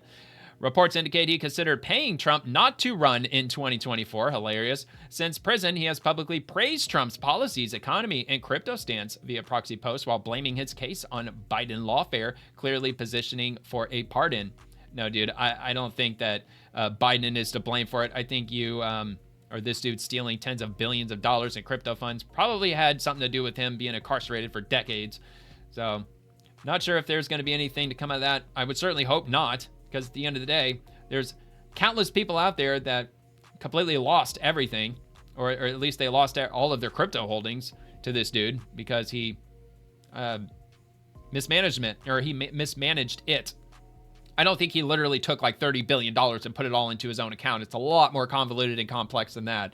But, I'm not going to get into the weeds with that. I saw a documentary on YouTube about him like a year or two ago, so I'm like very vaguely familiar. But let's move on to Secretary Sean Duffy. I will not tolerate stabbings or any other crimes at Penn Station. Totally unacceptable. My team at U.S. Department of Transportation is working closely with Amtrak on a concrete plan to address safety and security at Penn Station. Stay tuned. This is from 11 hours ago earlier today from the New York Post. A homeless maniac was arrested in bloody Penn Station rampage. Wow. Wild. Unbelievable. Homeless maniac arrested. And we'll get into some of the details. A drugged up, of course, he was drugged up maniac who allegedly went on a bloody stabbing rampage at Penn Station, leaving 5 innocent bystanders wounded, is believed to be homeless and has a rap sheet streaked with violence, law enforcement sources told the Post. The suspect, identified by sources as Hector DeLeon, 51 years old, allegedly unleashing the unprovoked attack around 7 p.m. on Sunday inside the New Jersey Transit boarding area, filling the station with the blood-curdling screams of the victims as crowds of terrified commuters ran for their lives. Amtrak police quickly nabbed De Leon, who appeared to be high on still unknown drugs, God knows what. And there's the man in question, identified as the suspect who stabbed 5 people in Penn Station on Sunday. I don't know how y'all do it. Any of y'all that live in these deep blue urban metropolises and these like deep blue areas, I don't know how the hell you do it, man. The victims, all men ranging in age from 30 to 60, were believed to be innocent bystanders attacked by the deranged perp after he brandished a knife at them. According to the sources, the grisly attacks came less than 24 hours before President Trump is expected to arrive at Madison Square Garden for Game 3 of the Knicks' historic NBA Finals appearance against the San Antonio Spurs. Which I cannot believe that he's actually making an appearance to this. I mean, dude, just watch it from the White House. Why do you got to go, man? I mean, it's just putting himself at an unnecessary risk. What changes De Leon could face remained, the charges that De Leon could face remains to be seen as of Monday afternoon, as he remained in a local hospital for evaluation before Amtrak police processed his arrest. Sources said his lengthy criminal record shows that he's no stranger to violence or drugs, with at least 7 arrests going back to at least 2008. According to sources, and some graphic imagery, blood on the floor. His arrests include busts for aggravated assault, unlawful possession of a weapon, use or possession of drugs, assault, domestic assault, and criminal mischief. Before the horrific Penn Station attack, De Leon's most recent arrest unfolded in New Jersey during May on theft and possession of drug paraphernalia charges. Court records show he stood accused of stealing $4 in coins from a tip jar inside a Dunkin' Donuts in Long Branch, and possessing a clear glass pipe with a burnt brown color, the records show. So what would that be? What, meth? Probably. I don't know. Anyway, court records show that De Leon faced an attempted aggravated assault with a deadly weapon charge in February of 2022. He pleaded guilty to that in Essex County, New Jersey case and received 2 years of probation. By June 2025, De Leon again popped up in Essex County Criminal Court on simple assault and criminal mischief charges. The case appears to have been sent back to the Newark Municipal Court that September. 6 of De Leon's arrests unfolded in New Jersey, starting with the 2022 aggravated assault case. He was popped for possession of drugs in Manhattan during 2008, and it continues from there. I think we get the idea that 5 innocent people were stabbed due to this absolute freaking maniac, this drug-fueled maniac. And Secretary Sean Duffy, he says that is unacceptable, ridiculous, and they're going to address the safety and security at Penn Station. So that's the takeaway. And I've got actually a few posts from Secretary of Transportation Sean Duffy. Moving to this one next. The greatest city on earth should have the greatest train station on earth. That's why the president is making history and making New York City's Penn Station beautiful again. Check out the monumental project at penntransformation.com. Well, don't mind if I do. Historic again. 2034? Is it really going to take that long? Good grief. 1910, 2034. I don't know why that they would have even touched the original one. The original one was like amazing, absolutely amazing. I haven't been to it, but like the Sam Bankman-Fried issue, his story. I also saw a documentary on Penn Station at some point in the past when I was on this like big, like hot streak with YouTube documentaries. There's so many of them, dude. There's literally anything you could think of. There's dozens of documentaries on that exact topic. The busiest station in the Western Hemisphere is about to be the best. Penn Transformation Partners is leading the reimagining of Amtrak's New York Penn Station, creating a seamless, world-class experience for visitors and commuters, breaking ground in 2027, which I'm sure it's going to probably cost tens of billions of dollars. I mean, look at this monstrosity. This thing's enormous. Does it really have to be like this elaborate and crazy and huge? I mean, yeah, probably. I mean, it is in New York City, so, probably a stupid question. Every comeback has 3 acts. The fall, 1963 to 1968, Pennsylvania Railroad demolished one of the greatest buildings it ever had, McKim, Meade, and White's Penn Station. Yeah, they did. That was stupid. The wait, 1968 to 2026, 6 decades of plans announced, shelved, redrawn, abandoned again and again. I mean, why would they tear it down if they didn't have it replaced right away? That doesn't make a lot of sense. The most ambitious civic project New York has seen in a generation. A transformative experience for everyone who enters Penn Station, and this time, it's real. And you can see the full history on Penn Station and all that. Of course, the website will have it linked. And we got another one from Secretary Sean Duffy. All roads lead to Team USA, from bus drivers to baggage handlers, from truckers to train operators, from air traffic controllers to pilots. Every journey is different, but they all lead to the same destination, moving the world to the world's game at the U.S. Department of Transportation, the World Cup. Oh, I know that's getting copyrighted. Gotta love some Daft Punk.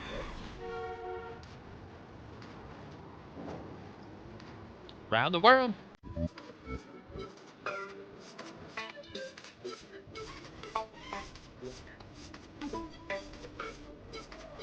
Going around the world. From around the world to the United States of America. The FIFA World Cup 2026.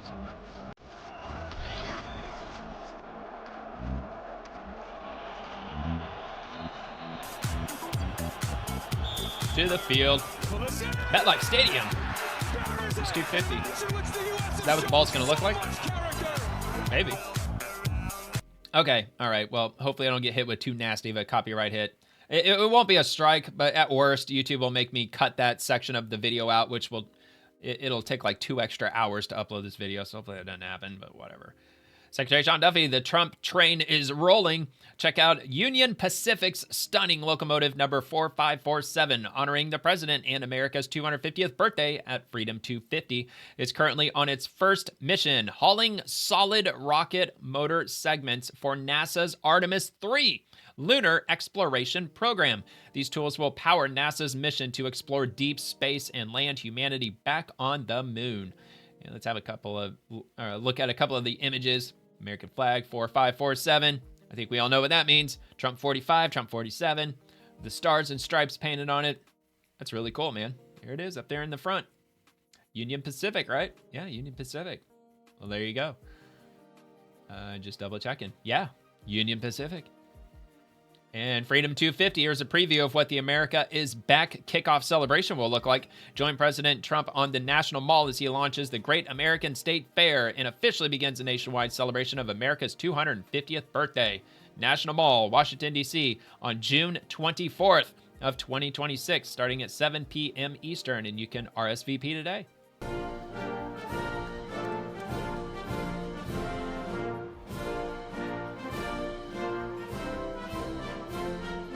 AI is still creepy, man. I don't know if they're ever going to fix that. Just weird AI. America's Back kickoff celebration for the Great American State Fair featuring President Trump. Wednesday, June 24th, 7 p.m. The National Mall, Washington, D.C. And you can RSVP for the event. Which reminds me, I got to dig out my fireworks mortars. I bought a whole bunch of them for New Year's. And I only lit like, I think, probably 4 or 5 of them. And I bought like a box of like 36 of them. I got to look for those. All right, so anyway, Kelly Loeffler from the Small Business Administration. Once again, Lyman Products is a 148-year-old American manufacturer in Connecticut with a message for the president. Thank you for your courage, your support of our industry, and the relentless energy you put into making America business great again.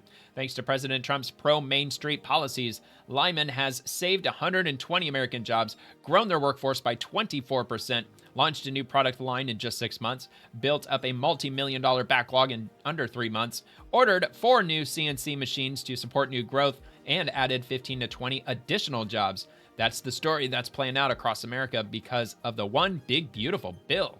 And if you want to read this letter to President Trump from that company, I will repost that. It's from Rick Ranzinger, President and CEO of Lyman Products Corp. And of course, the letterhead, same to President Trump, and of course, the address for the White House. Just giving him praise on the One Big Beautiful Bill, freeing up some funding and keeping his business going. Moving on to Secretary Kennedy. Addiction has touched nearly every American family. Together, we can help more Americans find recovery and reclaim their lives.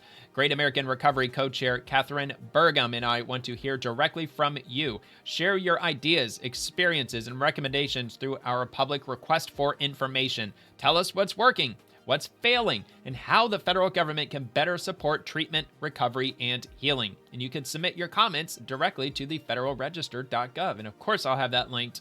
So any ideas, anything that you know of that works, that doesn't work, any rooms for improvement, for any programs that are existing right now. They want to hear it. So if you got anything to share with them, I'll have that linked below. Matter of fact, I'll make sure that that's at the top of the links list if you want to, give them your input on this matter. Hi, I'm Robert F. Kennedy Jr., your HHS Secretary. I'm joined by Catherine Burgum, my fellow co-chair of President Trump's Great American Recovery Initiative. Today, HHS is launching a nationwide request for information on addiction, treatment, and recovery. We're asking the American people, especially people in recovery, frontline providers, and community leaders, to help shape a stronger national recovery strategy and transform how our country addresses addiction by submitting comments at federalregister.gov. Since 2000, drug overdoses have claimed more than 1 million American lives. That is In crazy. 2024, nearly 8 in 10 Americans living with addiction did not receive treatment. Addiction has taken lives, 8 in destroyed 10. potential, and devastated families treatment's and expensive, communities across our country. Catherine and I have spent decades in recovery, so we know firsthand that recovery works. That experience drives President Need a Trump's strong Great support American system, Recovery too. Initiative, which for A the lot of first addicts don't time have. treats Because addiction they burned all their as the bridges. chronic disease that it is. We're shifting to a value-based care model that rewards lasting results, aligning incentives around recovery, long-term stability, and overall health instead of repeated cycles of detox, relapse, and re-entry into care. HHS has already taken major steps to expand evidence-based recovery nationwide. We launched a $45 million investment to expand sober housing services across the country. We are investing $100 million to prevent, test for, treat, and cure hepatitis C among people with the chronic disease of addiction and serious mental illness.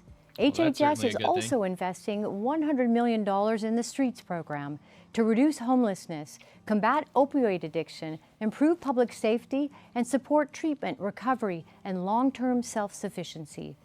We have also made it easier for faith-based recovery providers to access federal funding. Government cannot solve this crisis alone. We need to hear directly from you, and that's why we're asking Americans to share their ideas, their experiences, and their recommendations through this public request for information. We want to hear from people in recovery, families, doctors, nurses, researchers, public officials, faith leaders, treatment providers, and community organizations. Tell us what's working, what's failing, and how the federal government can better support treatment, recovery, and healing. Again, you can submit your comments at federalregister.gov. Together, we can save lives, restore families, rebuild communities, and make America healthy again. Thank you. Well, it's not because they don't have any ideas. They got a million ideas of what they can do. It's just the times are always changing. Things are always moving forward. So there might be things that work today that may have not worked like 10 years ago. I would say probably the majority of the battle would be environment.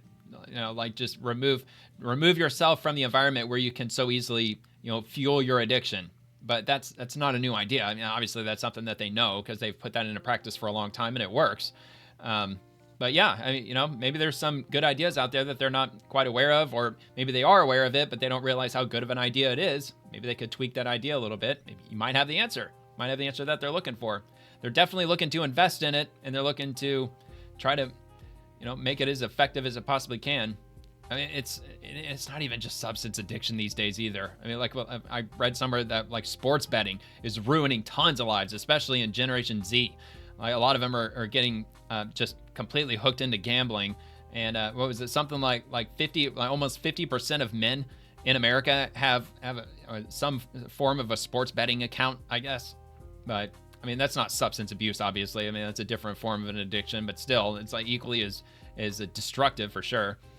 All right, and moving to HHS, thought we'd liven up the place with some decor, and it's hashtag backrooms, eat real food. I have no idea where this is. I'm assuming it's some deep in the halls of HHS. Looks like that they haven't done anything to this area in 60 years probably. It looks like 1960s, 1970s maybe, with the wallpaper and all that. It looks miserable in my opinion. But anyway, I don't know. Maybe that's what they're about to do with this area. Maybe they're gonna, like spruce it up. Or maybe not. Maybe that's why they just put that there. Like, all right, that's good enough. All right, Colin Rugg. Los Angeles golfers are under fire for hitting golf balls into buildings, traffic, and neighborhoods. The group has over 45,000 followers on Instagram, and they're infuriating residents with their stunts. A poster on the Los Angeles Reddit forum says they tried reaching out to LAPD and Meta about the group, but didn't get any response back. It's not swamp related, but I came across it, so I just dropped it here near the end of the video. It's just insane.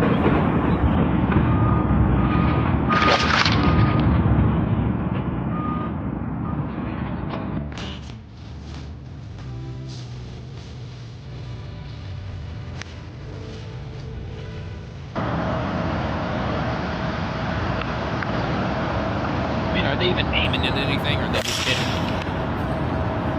It's insane. It's ridiculous. They bust out a window, they don't give a shit. Obviously.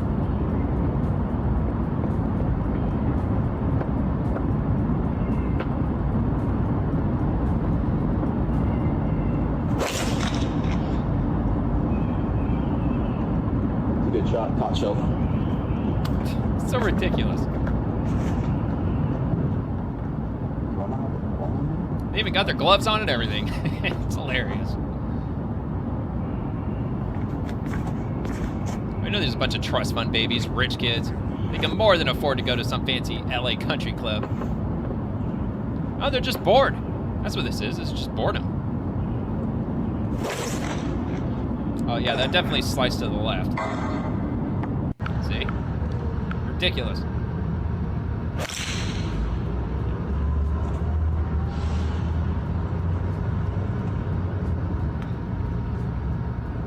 God forbid that bounces off somebody's head, gives them a freaking concussion.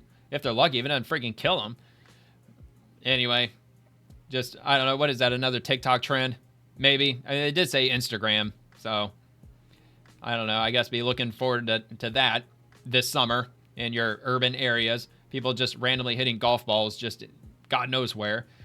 All right, so going to move on to the last part of the video from NASA. Tomorrow we're announcing the astronauts flying aboard Artemis, the Artemis 3. The mission that will test rendezvous and docking capabilities with commercial lunar landers in low Earth orbit. So Artemis 3, they're not going to the moon. They're going to do just what they said. They're going to be testing docking, and they're going to be doing all that from just above Earth's surface. So they're going to be in Earth's orbit. They're not going around the moon with Artemis 3. They're just going to be testing systems, making sure the lunar modules and what have you can successfully, be maneuverable while they're up in space. And then Artemis 4, if Artemis 3 is successful, which I'm sure it will be, Artemis 4 around 2028 will be landing on the moon with astronauts. So that's the real exciting one, but can't get there without Artemis 3. So if you could ask the Artemis 3 astronauts any question, what would you ask them? I honestly don't have any idea. Are you excited? I guess. NASA's solar system, a celestial meet cute. Have you seen Jupiter and Venus shining in the west after sunset? On June the 9th, they'll be very close together in a planetary conjunction when two planets appear near each other in the sky, even though they're still millions of miles apart in space. I mean, no, hundreds of millions of miles apart. That's how far apart they really are. So that's one image. I'm assuming the one on the right is probably going to be Venus, and the one next to it is Jupiter. And then I've got one more post, I think. Do I? Yeah, this is it. This is the one I'm going to finish up on. NASA JPL, the Jet Propulsion Laboratory. Venus-Jupiter conjunction tomorrow night kicks off a mini-planetary parade with Mercury joining the scene through June the 15th. So if you've never seen Mercury before, and if you have a direct line of sight with the horizon, you'll have a chance to check out Mercury. Look west just after sunset to see the planets cozied up. So I'm assuming Mercury's going to be somewhat close to the conjunction, but maybe not. It'll probably be a lot closer to the horizon. But still, you have a chance to see Mercury. Early this month, look west shortly after sunset to see Venus and Jupiter.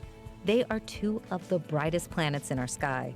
And around June 9th, they'll appear close together after sunset. This is called a planetary conjunction, when two planets appear near each other from our point of view on Earth, even though they're still millions of miles apart in space. From June 11th through June 15th, Mercury joins the scene, creating a mini parade of planets low in the western sky. This happens because the planets orbit the sun along nearly the same path in our sky, called the ecliptic. So from our point of view on Earth, they sometimes appear to gather in the same part of the sky. Venus will be the brightest and easiest to spot, with Jupiter nearby. Mercury will sit lower toward the horizon, so you will need a clear view to the west to catch it in the glow of twilight. Yeah, that's the thing with Mercury. You need like a pretty clear line of sight to the horizon because Mercury, it's very close to the sun, so it's hard to spot. But anyway, that'll do it for tonight's episode. And if you enjoyed the video, please like and subscribe. And I'll be back tomorrow night as we explore the swamp Monday through Friday. Also, I post daily on X, which is where you can peek at some of the content for tomorrow's episode. And don't forget, video clips from tonight will begin dropping on the channel tomorrow at 8 a.m. Eastern. Thank you very much for watching. God bless the troops, and God bless America.